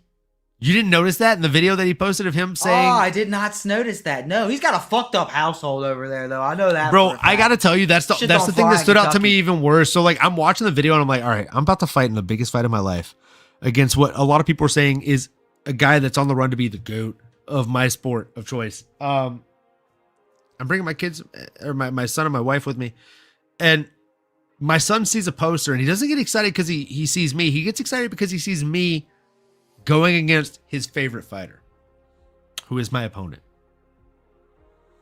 The only thing that made that video worse than how his son reacted saying his name versus Islam's is, who's this, buddy? Who's this? And his son not saying dad versus Islam. He says, it's Ian versus Islam Makhachev. He's trembling. He's so excited to say his opponent's name. And they went to do the whole Rocky promo and run up the stairs. And he wasn't cheering because his dad was running up the stairs. No. He was crying because he didn't get to meet his favorite fighter, Islam Makhachev. Yep. And I'll take it one step further. You guys, brother, I know you don't like this, brother. Inshallah. This is not number one bullshit, brother. At the media day on Wednesday, they asked Islam this question. They said, we found out this week that you are Ian Garry's son's favorite fighter. How do you feel about that? What are your thoughts on that, brother? I won't let him down on Saturday, brother.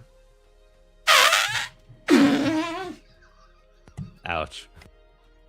Fucking crazy. Next level.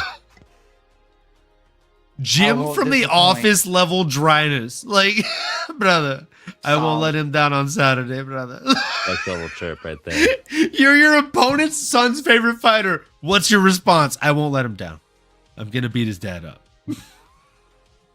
Anything for the fans.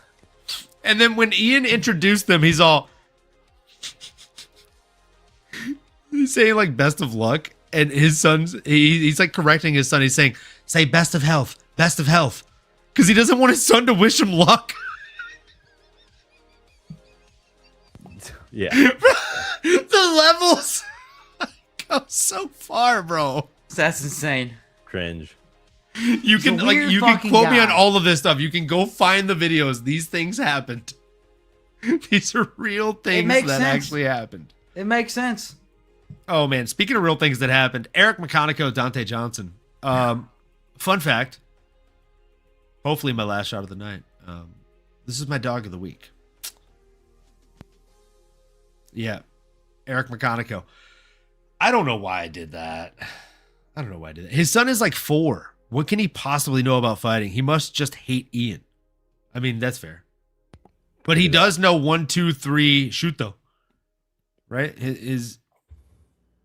Ian taught him that. Isn't that the same kid though that can mimic all the fighters?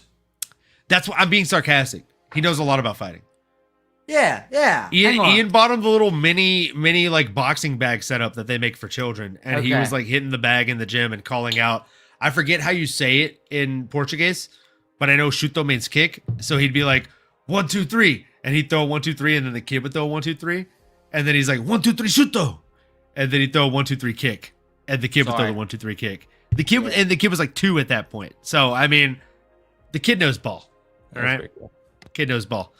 They showed him all the impressions he knows how to do in front of DC, and then asked DC, which one do you want him to do for you when I call out DC? And DC said single leg. And he scripted the kid right then and there on how to do the single leg. And through every step, he's like, do you want him to dump or do you want him to go inside or outside? That's crazy. And he was teaching the kid how to do it. Yeah. Levels. McConaughey, okay, dude, I've wanted to say this for at least 6 months. And Lazy Bed, I need you to clip this and send this to Crossover MMA. McConaughey does kind of remind me of our buddy Crossover. Except Crossover is winning the competition that I'm in with him.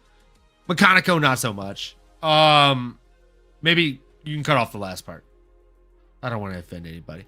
But either way, folks. Cheers. I bet on McConaughey.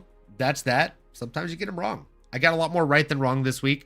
Like I said, I was like 3rd or 4th in the competition. I'm coming up. I'm moving up. I think I'm 4th overall for the season, which the season goes the entire 12-month year. Okay? So cheers to that. Cheers to that. Come back. Salute. It's comeback season, boys and girls. Let's get it. And Pip, take us in. What were your thoughts on this McConaughey fight? Yeah, I mean, it did not take long for this fight to get started, and Donte came out almost reckless, I thought, just kind of running forward with really big power shots. And you saw for a moment, McConaughey was taking advantage of some of those holes, popping the jab out as Donte was rushing in, and got popped a few times. But I will say, he showed to be a little less reckless than I thought. He was, he kind of adjusted slowly. He was able to start hand fighting a little bit, using that lead arm to measure the distance, start slipping these shots coming back. And then he was able to enter the pocket and just swing big shots. And shortly after, McConaughey was backing up, and Donte landed a bomb of a straight right hand and slept McConaughey bad. Honestly, I think John Anik summed this up best in just a frighteningly violent assault. That pretty much summed this fight up. Nano, what did you think? Yeah, it was exactly. That's a great way to put it. It was exactly that. This guy, Donte Johnson, is the real deal. The dude apparently doesn't even cut weight. I thought that was the most impressive thing. Dude's a natural heavyweight. He said he might have cut 5 pounds. I think he said he was underweight, actually, if I'm not mistaken. For real? Damn, it must be true. He told that he was talking on the Full Send guy. I'll have to find the clip, or maybe someone could correct me if I'm wrong. But Snoop, I am not. That is truth, my brother. And actually, speaking of Snoop, I discovered Snoop Dogg has some chips. If you see Snoop Dogg and chips, get them. They're good. I had all 3 flavors. Yeah, this guy's an animal. Wait, Snoop Dogg makes chips? Hold on. My parents must be at Costco in Sacramento region because they went to Costco, came back home, and there was some. Let me. Oh, wrap You snacks. found out about this from your wrap parents? snacks, yep. Wrap snacks. Oh, Dude, he does the cheddar barbecue and cheddar jalapeno barbecue. Which one did you have? I had all the 3. I people. had the maple. I had the Oh my God, in. you fucking fiend. Dude, I couldn't help myself. The small bags, and I had to try all 3, and then the sour cream. They're all pretty good. Okay, maple barbecue, as said, solid. All in is salt and vinegar, cheddar, barbecue, onion, garlic, and more. So it's just like the ultimate, what would be the munchie chip, if you will. And then the sour cream, cheddar, and ranch is just a little bit more kind of tried and true. But the all in is arguably the best one. But I like maple barbecue, a little extra sweetness. Now you have it, boys. Respect that. Wrap snacks. Impromptu. I'm looking them up on Instacart right now. They're phenomenal, and I think just the allure of like grabbing one for a guest, and they're like, "Are these Snoop Dogg chips?" Like, yeah, they're wrapped. I don't chips. have no. We're going. We don't need guests. They're wrapped. It's up here, but I have a cereal box with Goku on it, and I specifically bought it for that reason. Oh, bro, I don't know if you Have you ever ate the cereal itself? Huh? It's Reese's Puffs. Reese Puffs, exactly. Oh, okay. Yeah. Okay. It was a good I was like, cereal. where am I at? We started packing because we're looking for a home right now. We're trying to buy. But I have multiple packs. I've got Vegeta, Goku, Trunks, and Where's my... I think Piccolo. I see the Goku in the back. You got Piccolo? I wanted Piccolo so bad. I Couldn't think find a Piccolo. I think it's Piccolo. I think it's Piccolo, Piccolo, Goku, Trunks, and Vegeta. The Vegeta was obviously like my biggest one. That's the go-to pick, right? There's Vegeta right back there lifting weights, and I've got the Piccolo Goku hat. Piccolo's my dad's favorite character. Piccolo's a G. Gotta rap. He loved when the Broly original movie came out and Piccolo had that moment where he's just like carrying Vegeta, making him look like a bitch. My dad was like, "Yeah, that's my favorite character. That's your favorite character. What's up?" I'm like, "Dad, come on, bro. I'm about to cry right now." Can we not? This is the weakest my dude's ever looked. We have no hope. He's the legendary Super Saiyan. If you're not gonna fight, then just stay out of the way. He like drops him in the fucking side. Sick. But he fought Broly. Just couldn't do anything. Yeah. No. Respectfully, having trained at AK, been there. Fair. Fucking been there, bro. Stanford, if you're watching, I love you, but fuck you, dude. You're so big and you're so strong. Oh man. Yeah, Donte Johnson. He beat the brakes off of Eric McConaughey, right? Like he came out strong. It was a short fight. Minute 38 seconds. The entire fight was 17 strikes landed, folks. That's not a lot of strikes landed. 11 of them were for Donte Johnson and 6 of them were for Eric McConaughey. Eric McConaughey did have his moments. He landed a couple of strikes. I say his moments. Again, the fight lasted less than 2 minutes. But he had his moments within that minute and 38 seconds. He landed a couple strikes. The issue is, right, like these guys are fighting at middleweight, which, big weight. Guys always typically throw hard in that weight. And this guy just recently, I believe 2 months ago, correct me if I'm wrong, keep me honest, anyone in the chat, 2 to 3 months ago, he started training at the gym with Sean Strickland out in Las Vegas and Eric Nixick. He's been sparring with Sean Strickland. He's getting punched in the head by the champion of the middleweight division. I think that does train with. That does a lot for your confidence, bro. Like just the same way that I tout, like, oh, well, his last combined 5 opponents or her last 5 combined opponents were 0-19. What does that tell you about her streak that she built up to get to where she is now? There's going to be a level differential there. It was tough. Crib chips? Your parents? Crib chips.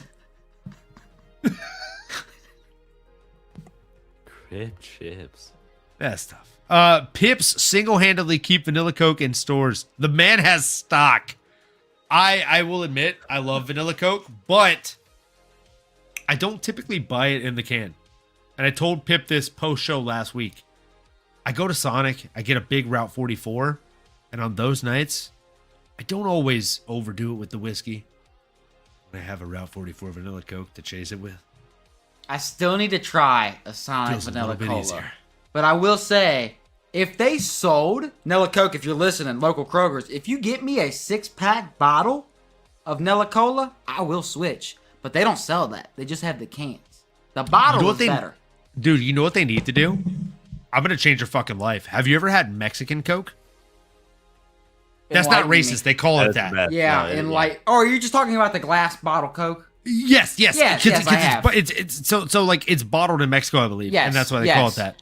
Yes. They need to make that. Oh my God. For yes, vanilla they fucking Coke. do. They do so bad. Let me tell you this too, to change your life. I That didn't know would they made- raise stock in vanilla Coke significantly. They have fucking diet Mexican Cokes. And back in the day, I like vanilla cola now. I've upgraded. But I used to prefer a Diet Coke over a regular Coca-Cola. And glass Coke was so good, but they never had it in diet. They finally now have diet glass Coca-Cola.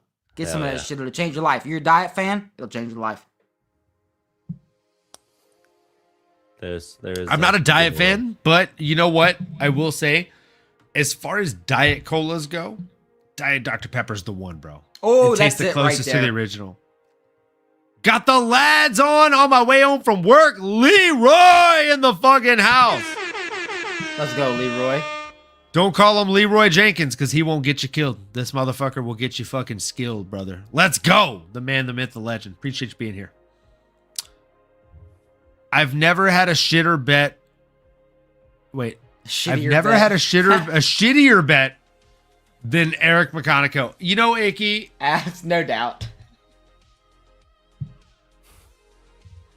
Same. I was trying to think of something witty to say, but honestly, just same. You know what? That's exactly how I felt. Prison. Same. Like, I mean, you pretty much summed it up, kid. I can't do any better than that. Leave it to Icky Zay. Yeah. Oh, so that gym is just called Kickbox.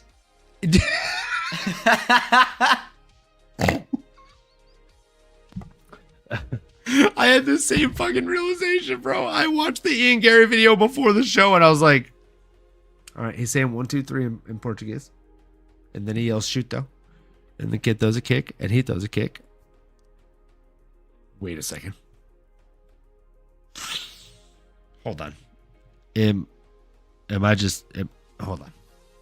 So he says 1, 2, 3, and then he says shoot though.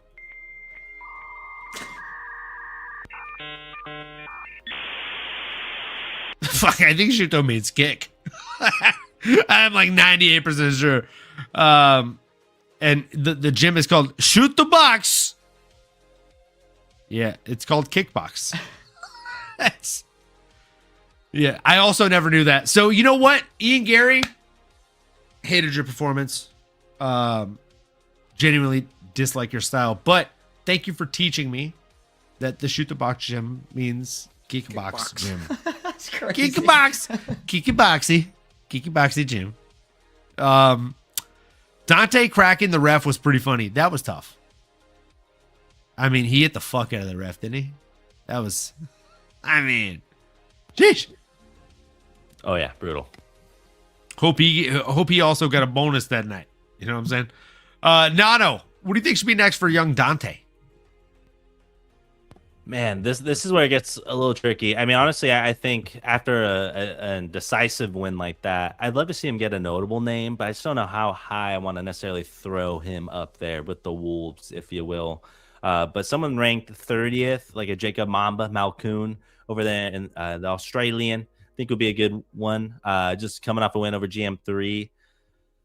Other than that, like, just some really big names up there at the top. I just don't know how much higher I'd be willing to go. I mean, I don't know if Kelvin Gastelum's still fighting. I mean, maybe you want to just get a notable win over someone like that, but I like a Jacob Malkoon as my first choice here. Pip, what do you think is next for Mr. Johnson? I love that spot, kind of around that top 30, early 28 spots. And I was kind of thinking the Iron Turtle. I think it'd be a fun shout. But I really like the so sorry, Uncle Olin. I'm hoping I don't take another one because I'm going to give you a loser matchup here.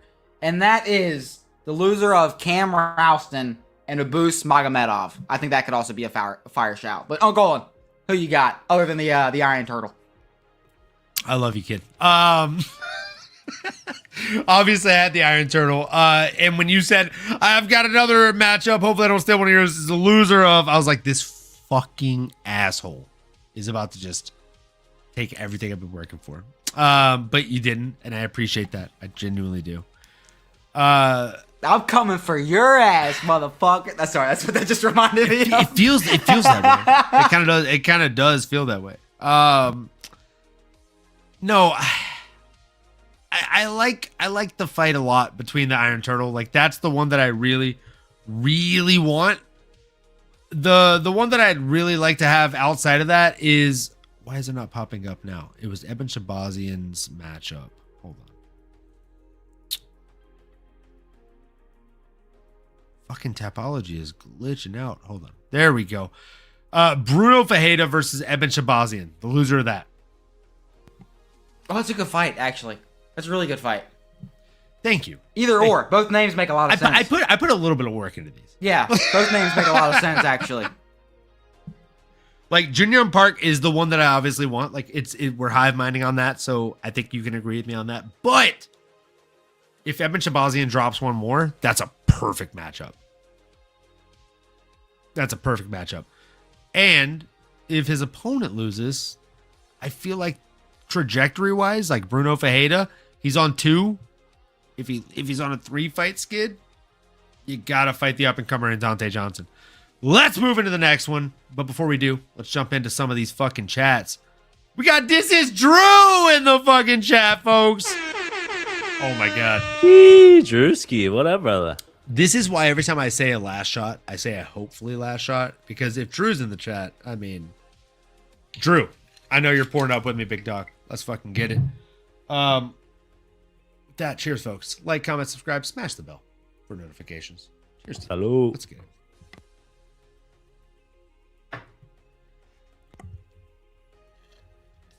Oh, yeah. So, I mean, we got to jump into the next one, and I really don't want to because I feel bad for Vicente Luque. Oh, mom and dad pulled up with the Snoop chips and a pre-roll. Wow. I mean, that's actually impressive. Fire. Dude, they're good. I'm telling you. Pretty good. Probably not good for you, but boy, are they good. This motherfucker don't miss. No, he's fucking good. That motherfucker don't miss, man. He's good. In the heat of battle, he don't miss. He really don't miss. He really don't miss. Shout out Kroger's. What is this? The food channel now? No, just Big the grocery channel. Big Big shout out CPG Kroger's. fans. Big CPG fans. Commercial packaged goods. Pip was like, what the fuck is CPG, bro? I don't know what the fuck he's saying. You love to see it. Speaking of things you love to see, Tresean Gore fighting through not 1, not 2, but yeah, I think 4 broken teeth. I had to count. A lot of people in my group chat were saying 3. I have teeth. I'm sure you guys both have teeth. You have better smiles than me. Yeah, so if you count the teeth between your canine, that's like 4. And I counted, carry the 1, every tooth between his canine was pushed in like a hooker shit after anal. I mean, it was bad, brother. I live to catch Pip off guard. I do. I truly do. I wish I was unmuted. You would able to go. I get so in it, and then you just say some fucking off the rail shit. That's why I have to make sure you're paying attention. It's my barometer, if you will, Pip. Yeah. His shit also got pushed in, right? So Pip, take the lead on this one. take some meat off the bones, maybe leave some teeth on the gums, and tell us how you felt about this fight. I'll tell you what, I mean, this fight between Luque and Gore might have been my fight of the night. I did not think both of these guys had this in them, but they went, and they went all out. They had an absolute war, and they just basically ended the fight praying together. It was a great fight, showing off the battle wounds, post-fight speech. Uncle, and as you said, his coach was holding the tooth. It just doesn't really get much better than that. Luque came out really attacking the lead leg of Gore. Gore came out with that tight guard, moving forward, looking for big looping shots in the pocket, looking for that big right hook, specifically around that guard. And even had a few nice dirty boxing moments in the first round where they kind of got in the clinch and Gore was able to kind of have that 2-on-1 grip and able to land those uppercuts up the middle there. But around the last minute mark, both guys made some really good adjustments. Gore was starting to stick the jab out. Luque was biting on that jab, slipping hard, and Gore found the mark with that right overhand right behind the guard of it. And Luque started making better adjustments, timing that overhand off the jab. So he started throwing his own overhand when Gore started timing the jab. So it felt very evenly matched ending the first round. Starting off the second round, I mean, both guys were just kind of measuring the distance. It was kind of that lead hand game. And Luque just went all gas. I mean, he was kind of getting under the arm, just throwing hooks in the pocket, rocked Gore early, and just kind of started chasing the darts. But Gore stayed very composed. He was able to scramble, get Luque on his back, just raining bombs, going back and forth between chokes and ground and pound, and was able to get the control for the rest of the round.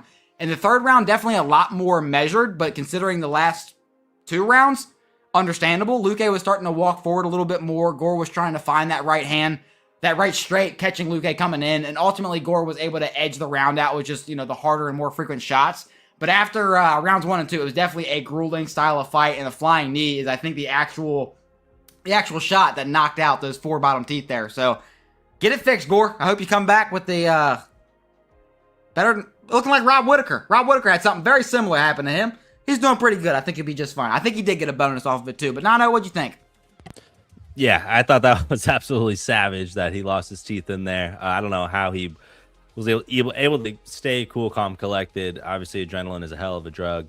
But yeah, what a fight though, right? I mean, Tresean Gore proved to be every bit of strong and durable and willing to bite down that mouthpiece until a tooth falls out. Vicente Luque, I was pleasantly surprised with what I saw. I think, like we've talked about previously, a little bit of recency bias or what have you done for me lately? And I haven't loved the latest version of a Vicente Luque, but he really came out there motivated. He has maybe his mind in the right spot. He has his family behind him. He seems a little more grounded, and boy, did he go out there and did his best to put on a great show. I think it was just a little bit of the younger, springier, and frankly, just more durable fighter got the victory. But liked what I saw from a Vicente Luque. This was a virtual pick'em here on the Odd Makers book. So great, proper bout, proper ass whooping. And man, yeah, I just can't imagine losing a tooth like that, boys. I don't. Even Whittaker, I mean, that's a whole nother level. But yeah, good on him. That's why we love these guys. Why we love this sport. Pure violence, baby. Anyway, now I'm over to you, brother. Oh man. I mean, he ate nasty shots in this fight. He got his literal teeth pushed the fuck in, and still somehow withstood the tail and came forward. I mean, this is the Rocky story. He's fighting in the same place where Rocky was filmed, Philadelphia. They have Rocky on the steps. He ran up those steps, right? Illegally when they filmed that. And my fucking gosh, the guy's a beast. LazyBad says, Gore with a very important message afterwards too. Say no to recreational cannabis and adult entertainment. Do not goon. I mean, I can't endorse either of those. To be completely honest. I will also say, what mama don't know won't hurt her. Am I right? You know what I'm saying? For real? Damn, it must be true.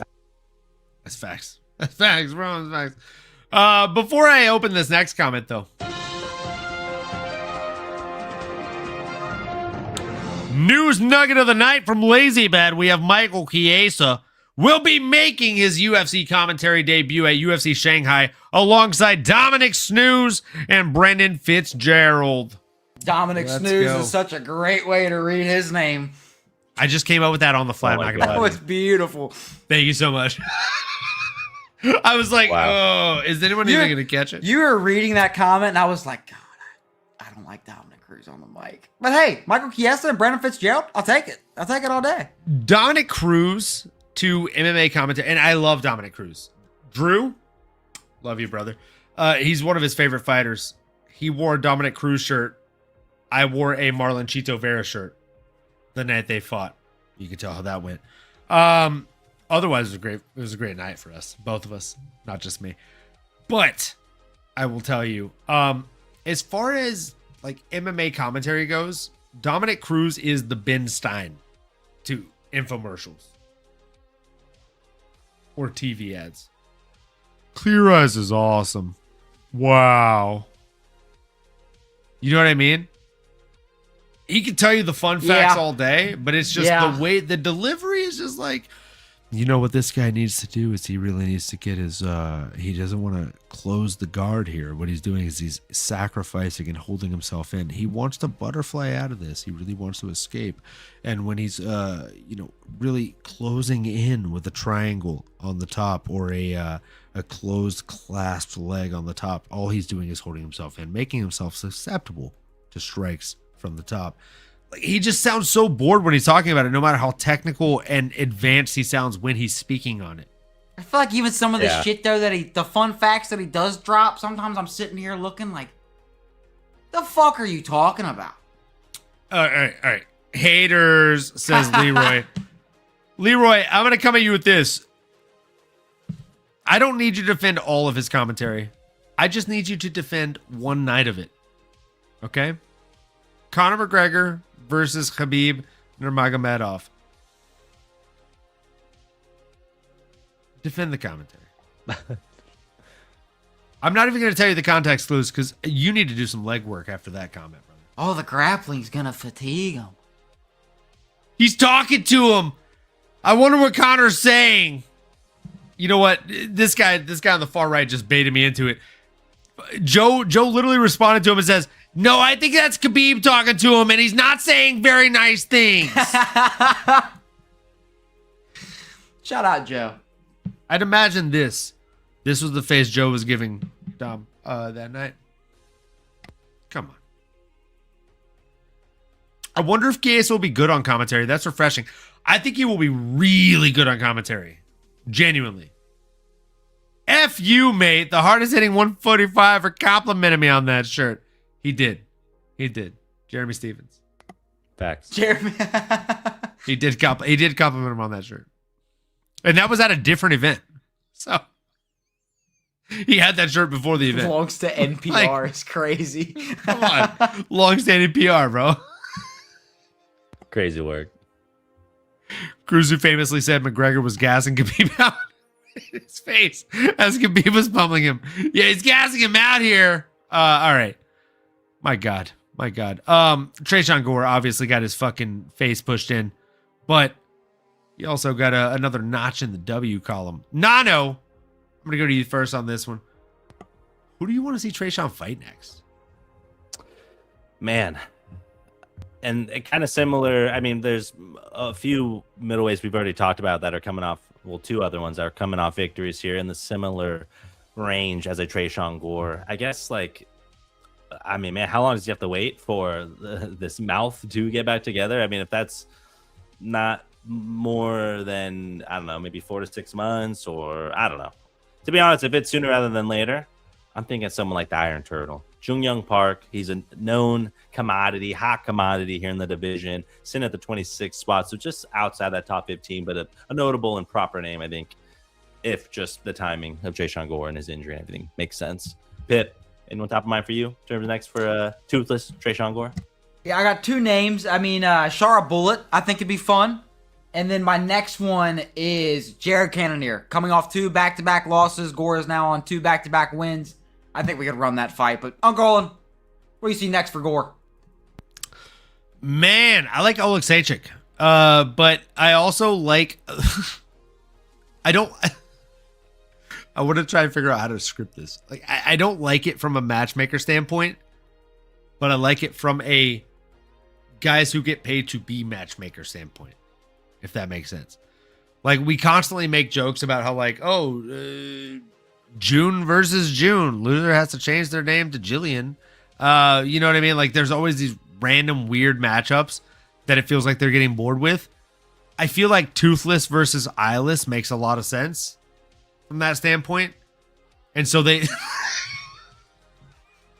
that was a better one. Kind of pulled, though. That one you just kind of pulled. This isn't wearing Fair. and then penis. You like that? Next You to like each that? other. That was a long building one. You know what I'm saying? Yeah. 1% better every day, Pip. That's what we strive for here. Progression. Also, speaking of 1% better every day, can we give this guy on the far right, Pip, just a little clap, not a big one, just a little clap for the background there, the cage is that a new cage for a piece of swag there? It is. What do you think? Come on, big dog. I had to add it to the Ooh, I collection. think here. I'm hitting the applaud fucking button. Appreciate it. Thank you, my guy. I wanted to give you a shout out, brother. I love it. I love to see it. Yeah, I don't know. I feel like Tresean Gore is going to take some time to heal, but when he does, Toothless versus Eyeless and Nano, shout out to you. I can't just snuff you out, bro. Congratulations. For calling him Toothless. He should change his nickname to that. That's a good one. Tresean, the Toothless Gore. Did Pip go to CFFC in Cincy? Lazy, I did. I tried to let somebody know on the last show. It might have been the watch along. Maybe it wasn't the watch along. I don't remember when it was. One of those streams, I did mention it. And I got to see Matt Hamill's nephew quit. He didn't get off the stool. Couldn't get off the stool. Oh, great fucking card, though. There is a hammer Legends Fight Series over in Florence at the casino, I think in 2 weeks, maybe 3 weeks. I think I'm gonna go to that too. I'm pretty sure we had this conversation, but I literally told you, like, once you go to a regional event, you're gonna get hooked. Oh, and it's bad. It's bad. I figured out a way to get emails from Tapology now, so now I'm getting the rankings that are sent to me. You're not the fucked, rankings, bro. the events, bro, and they just come to me. I said Newport, I gotta look at that. Florence, I gotta look at that. There's so many, so close. Who would have thought? Who would have thought? You're so fucked. You're so fucked. Who'd have thunk it? All right, guys, let's jump into the next one, shall we? We had an absolute banger in the light heavyweight division. Dare I say, a division that desperately, Pip and Nano, needs an injection of talent and fresh blood. So fucking bad. So bad. We had Rafael Tobias and Lucas Fernando. Rafael Tobias obviously had a better showing, right? Recent signing, looked good in his last outing. Whereas when you look across from him, Lucas Fernando, bit of a deer in the headlight. Right? He, in Dana White's Contender Series, deer in the headlights. I got to tell you before I pass it to you, Pip, this man, Tobias, I saw it on Twitter, and I hate that I can't remember who said it first, but I'm going to steal it for the show. He's a fake demon. He's a fake demon. The stare down he was doing, he's in the corner, he's all. Tobias? Yeah, he's looking all crazy. He's doing the crazy eyes, smiling. I mean, he looks like Pennywise's fucking trailer park cousin. It didn't pay dividends for him. Meanwhile, Fernando looks like he's just hanging out. He's just waiting to fucking kill you and send you to the gulag to hope for a second chance in the UFC. Pip, what were your thoughts after the bell rang and the fake demon started going against the real one? Yeah. Fernando looked absolutely amazing. I mean, shout out Tico Tech. Fernando looked good. Smiling is the worst base for MMA. Yeah.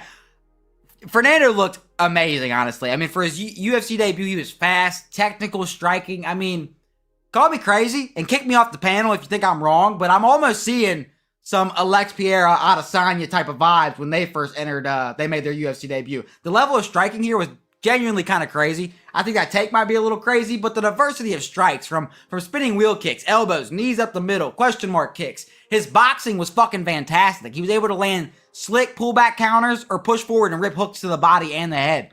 Tobias just could not engage whatsoever. I mean, his biggest success was maybe catching that teep kick, being able to get Fernando on his back, but Fernando didn't allow Tobias to land any damage at all, was able to get back to his feet as well very quickly.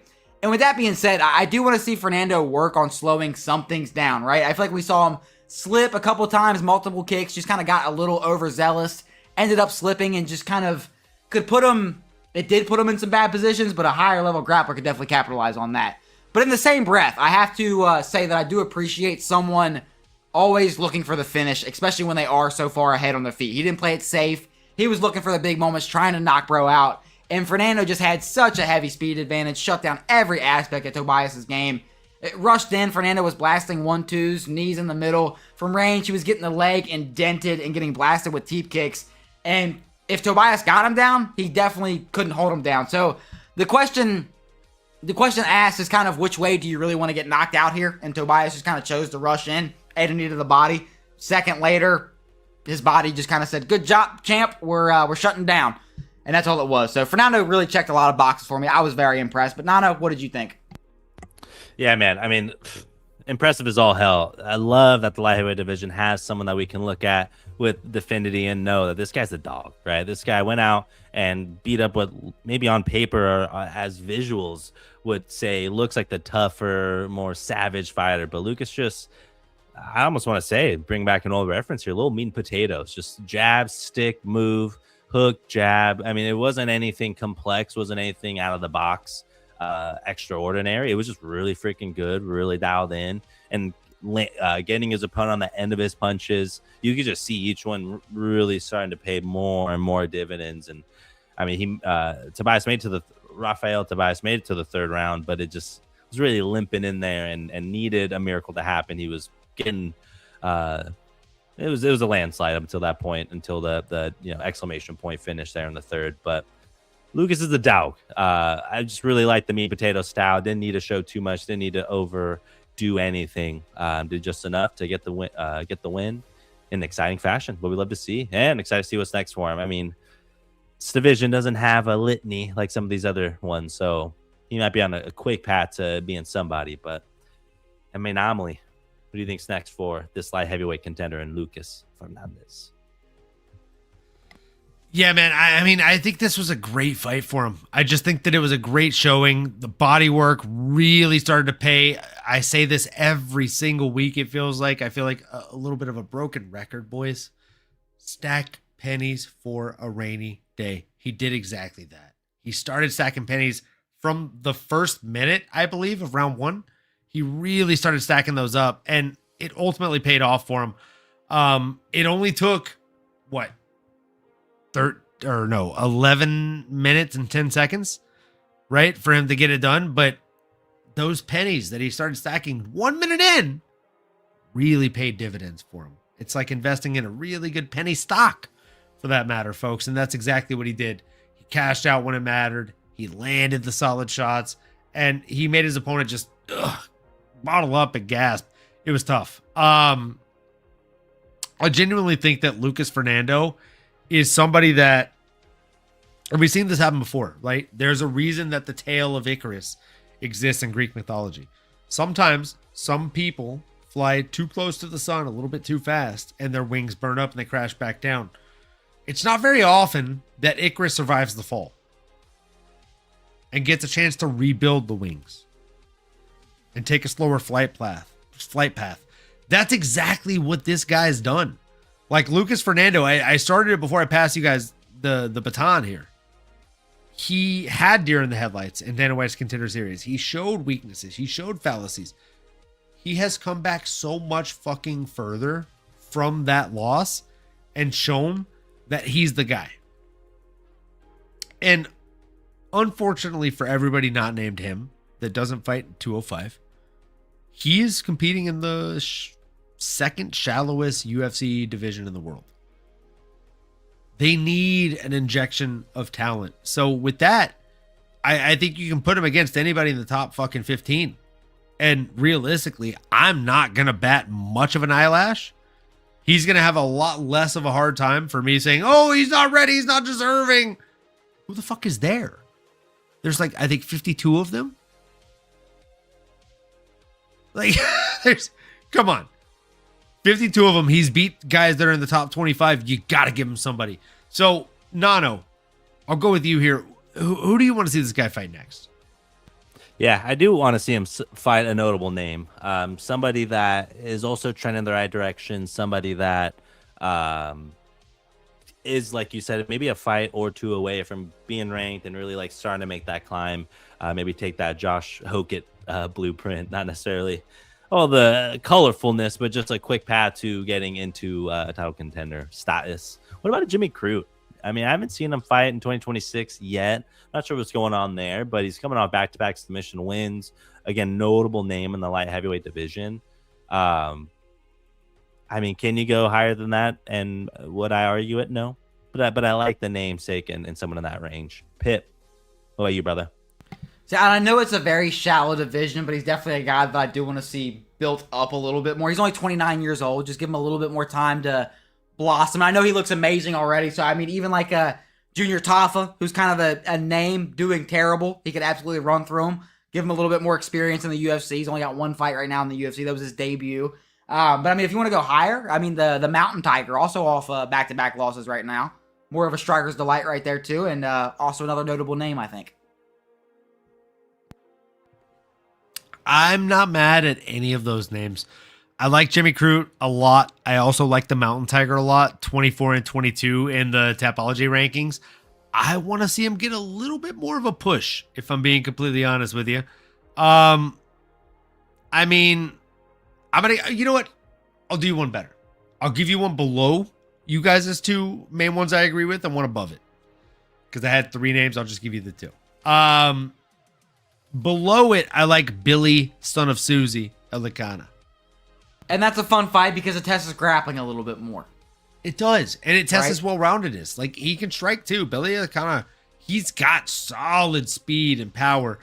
The shot selection leaves a little bit to be desired, but he's still got it there. And then if we want to go a little bit above both those guys that you said, we have number 17 in Tapology coming off a TKO loss after 3 TKO back-to-back wins. We got Dustin the Hanyak Jacoby. I knew you'd like that one, Pip. It is good. It's just so high up. It is. It is. And I usually don't like the Icarus effect, but it's fucking light heavyweight, Pip. Give me a break. Yeah, I get it. I get it. I hear what you're saying. It's not lightweight. It's not fucking break, bantamweight. Come on. I get it. It's not a lot. The well's pretty fucking shallow, bro. That's a good point. I don't see Jacoby coming back soon. That's fair. Light heavyweight is honestly starting to get a little bit more talent with it. With all the move arounds in the weight classes. Did Johnny Walker recently go up to heavyweight? Oh, I didn't know. Or am I tripping? No. Hold on. I might be tripping. Jamal Hill is definitely. Yeah, Jamal Hill is aiming for super heavyweight with the way he's doing his shit. Fridge, dude. Yeah. He's a fucking refrigerator.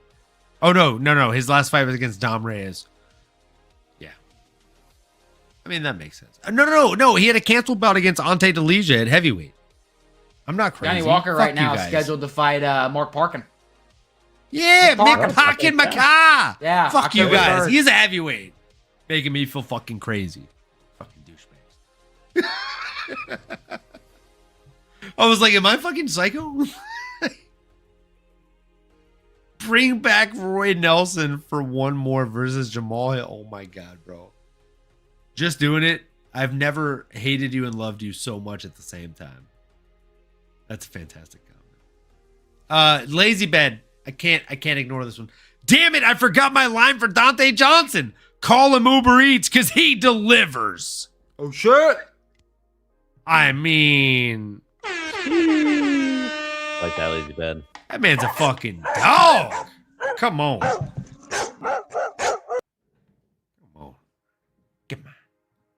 Come on.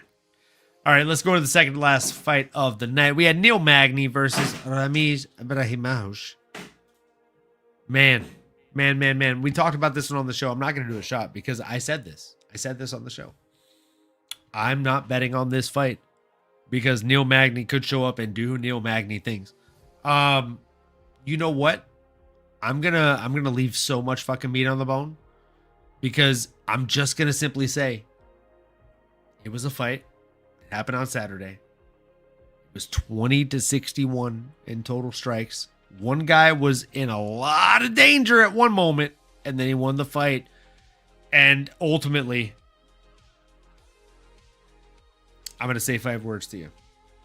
Neil Magny did Neil Magny things. That was 6 words. And I really don't even care. Because that's what happened. And you can argue the number of words, but you can't argue the outcome of the fight, folks. And I predicted that to an extent. So, Nano, talk to me, brother. I'll give you the 3-letter version of that. It's Magny did things. Magny did some things. He did things in there that were proper. This was a good fight. Honestly, I mean, I took Ramiz Brahimaj in my DK lineup, which might have been to my own demise as well, because I did not win. And that would have been nice to get a victory there early in the night. But Neil Magny, turn back the clock here, man. Undead Zhao got plus 120 odds. But, man, it's just something about his length and style and dare I say, just veteran savviness that just didn't allow a Ramiz Brahimaj, someone that's a little more green around the gills, to go out and find a path to victory. It was the Neil show, man. I mean, and now he has, is it the most finishes in welterweight? And I guess if so facto, that makes him the GOAT. That's, I believe, Lazy Bed. I might be botching who said that, but it was said at some point. Yeah, and shout out Leroy. Just want to say, love ya, miss ya, appreciate the glaze. And shout out El Capitan Rafucho. Jama, great to have you, as always. Proper bow here. Neil Magny's the man. And apparently the GOAT.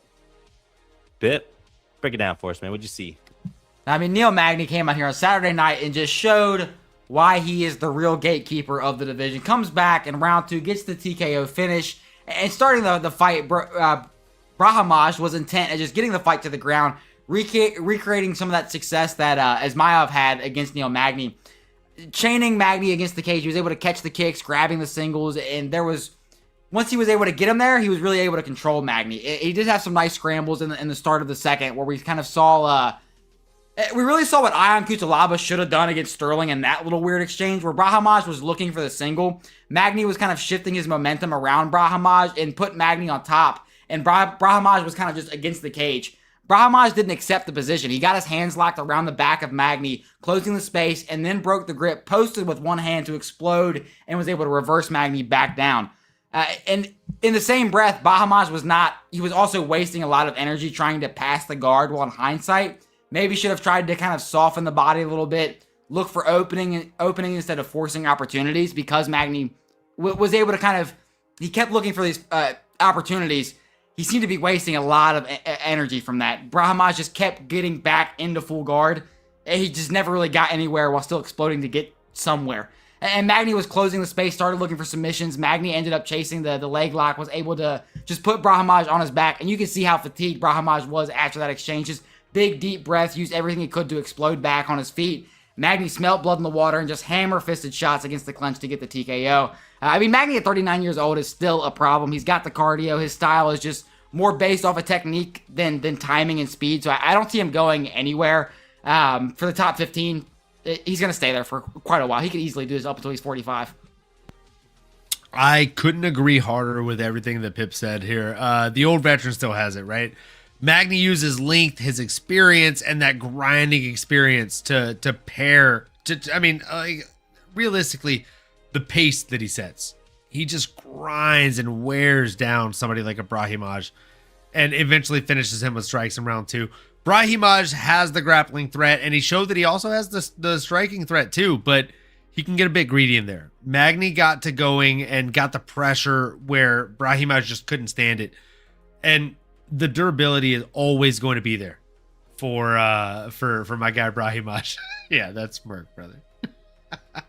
The guy on the left is almost as much as a casual as the guy on the right. Can see why they got the handsome fellow in the middle. Exactly.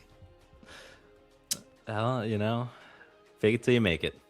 Gotta keep the focal point where it matters when we're faking it till we make it, as he said. Right? He's still a damn good gatekeeper, is Neil Magny, and he finishes fights. He keeps the fights going and he keeps them in the range where he needs them to be. Keep him active. Keep him going. Keep him growing. He will never be a title contender again. He won't get a title. I don't think that. I don't think he'll even get a title shot. But you gotta keep on pumping this guy up. I have 3 names on the tip of my tongue, and there are 2 that I like a little bit better than the other, or I should say 1.5, I guess. I like Bilal Muhammad. He's on a bit of a losing streak. He's looked pretty bad recently, but the 1.5 or 2 that I like more than that is the loser of Mike Malott versus Joaquin Buckley. I think it's a banger. I think it's a litmus test. And I think I mean, if he wins that fight, top 5. Ooh. Nano. I like that. I like this. Is the proper matchups. I'm gonna go a little lower on the totem pole, but still higher than a Chidi Chidi Bang Bang here. Sitting at the 30 spot. I'm looking at number 24, and I'm looking at a guy that's coming off a nasty TKO win over Santiago Ponzinibbio. I'm talking about a Sam Patterson. Okay, he's tall, he's lengthy, he's a great striker. 15-3 record. Someone like a Chidi that's as decorated as he is. I think that makes for a proper fight. But won't be mad at whoever Chidi gets next. Much deserved, and we'll be entertained. Pip, who do you got, brother? Yeah, I was thinking along the lines of a Nicholas Dalby, but I have to say, the Mike Malott versus Buckley, that's the money fight right there. I like that fight all day. Whoever loses that fight, give them Magny. Figure out if they actually deserve to be in that top 15, you know? That's what I'm saying. Like, if Mike Malott gets on a bit of a tear and wins, it makes more sense. Whereas if Mike Malott goes out there and loses to Joaquin Buckley, Mike's already lost to Neil. That fight has a little less stress and pressure on it than he can Bilal. But if Joaquin goes out there and loses, that fight is money written all over it. Yeah, absolutely.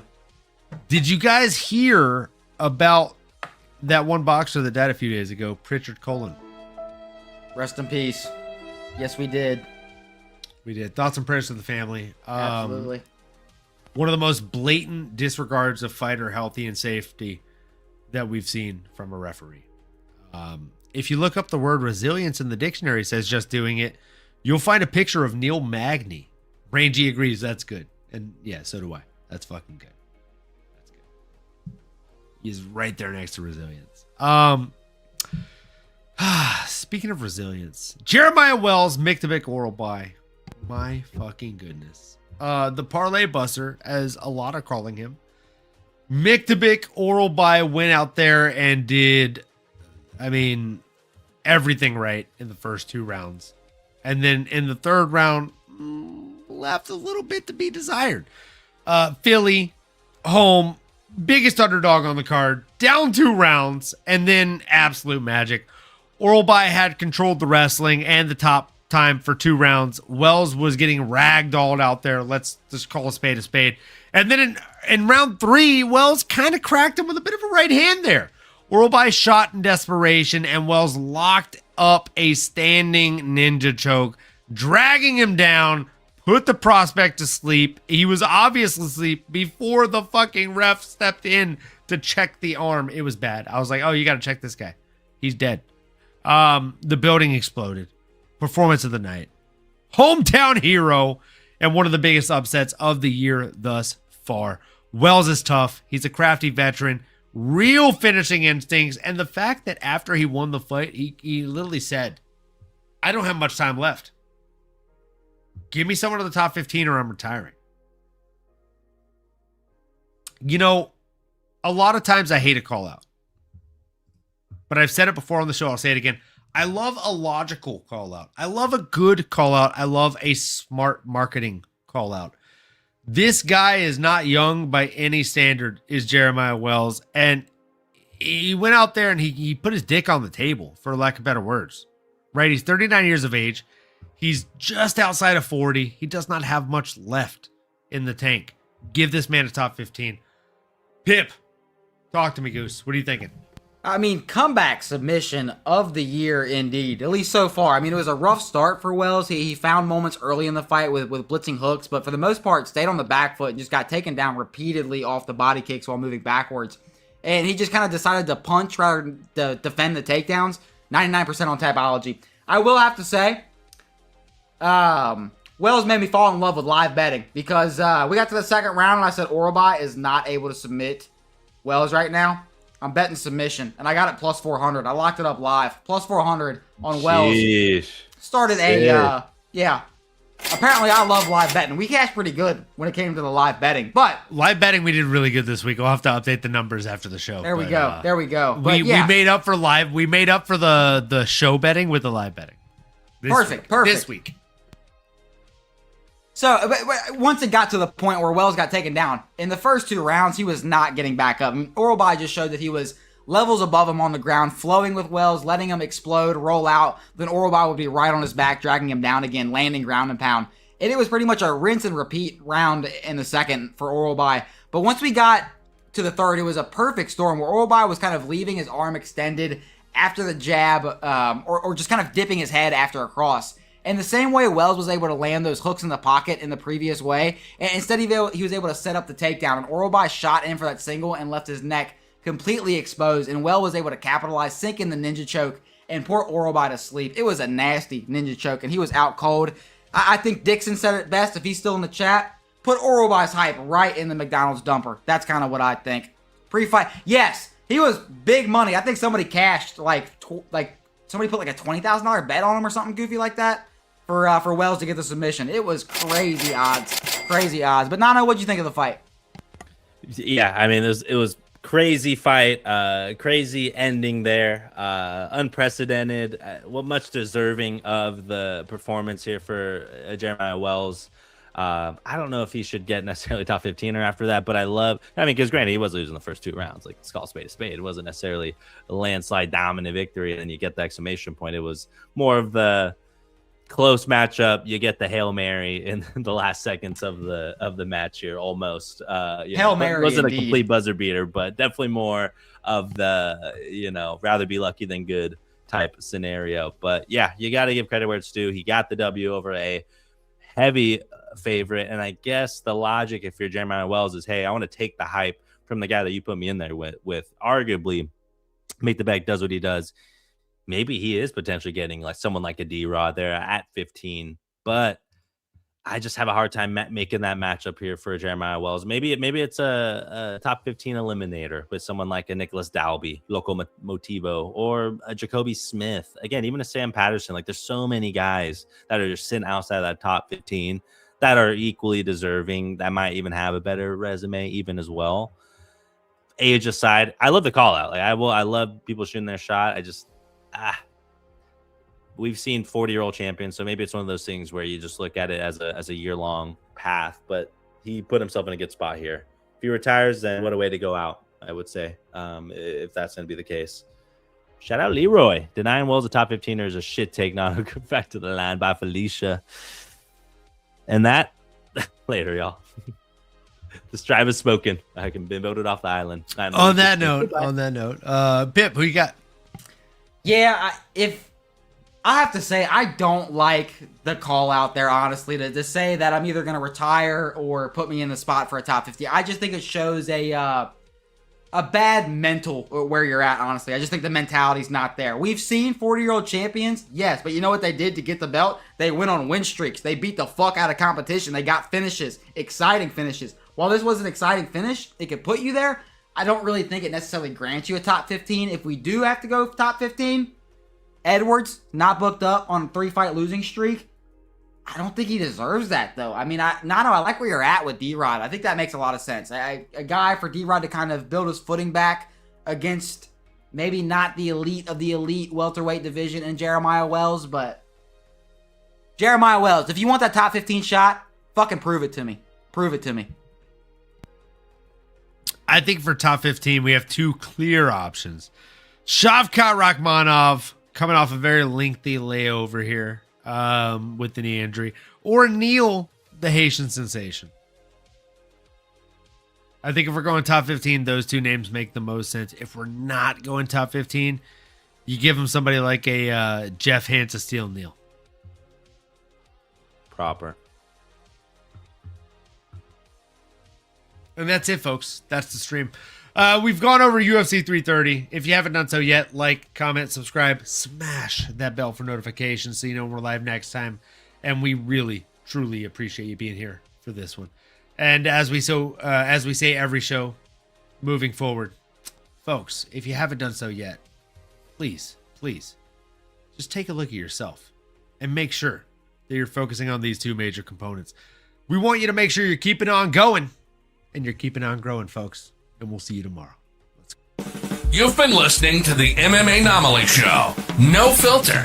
Our passion is to dive deep into the upcoming fights, give you our expert breakdowns, and help you make sense of all the chaos that is the fight game. We hope you've enjoyed the show. If you did, make sure to like, rate, and review. We'll be back soon, but in the meantime, make sure to find us on YouTube, Twitter, Instagram, and Twitch at MMAnomaly. Be cool, and we'll see you next time.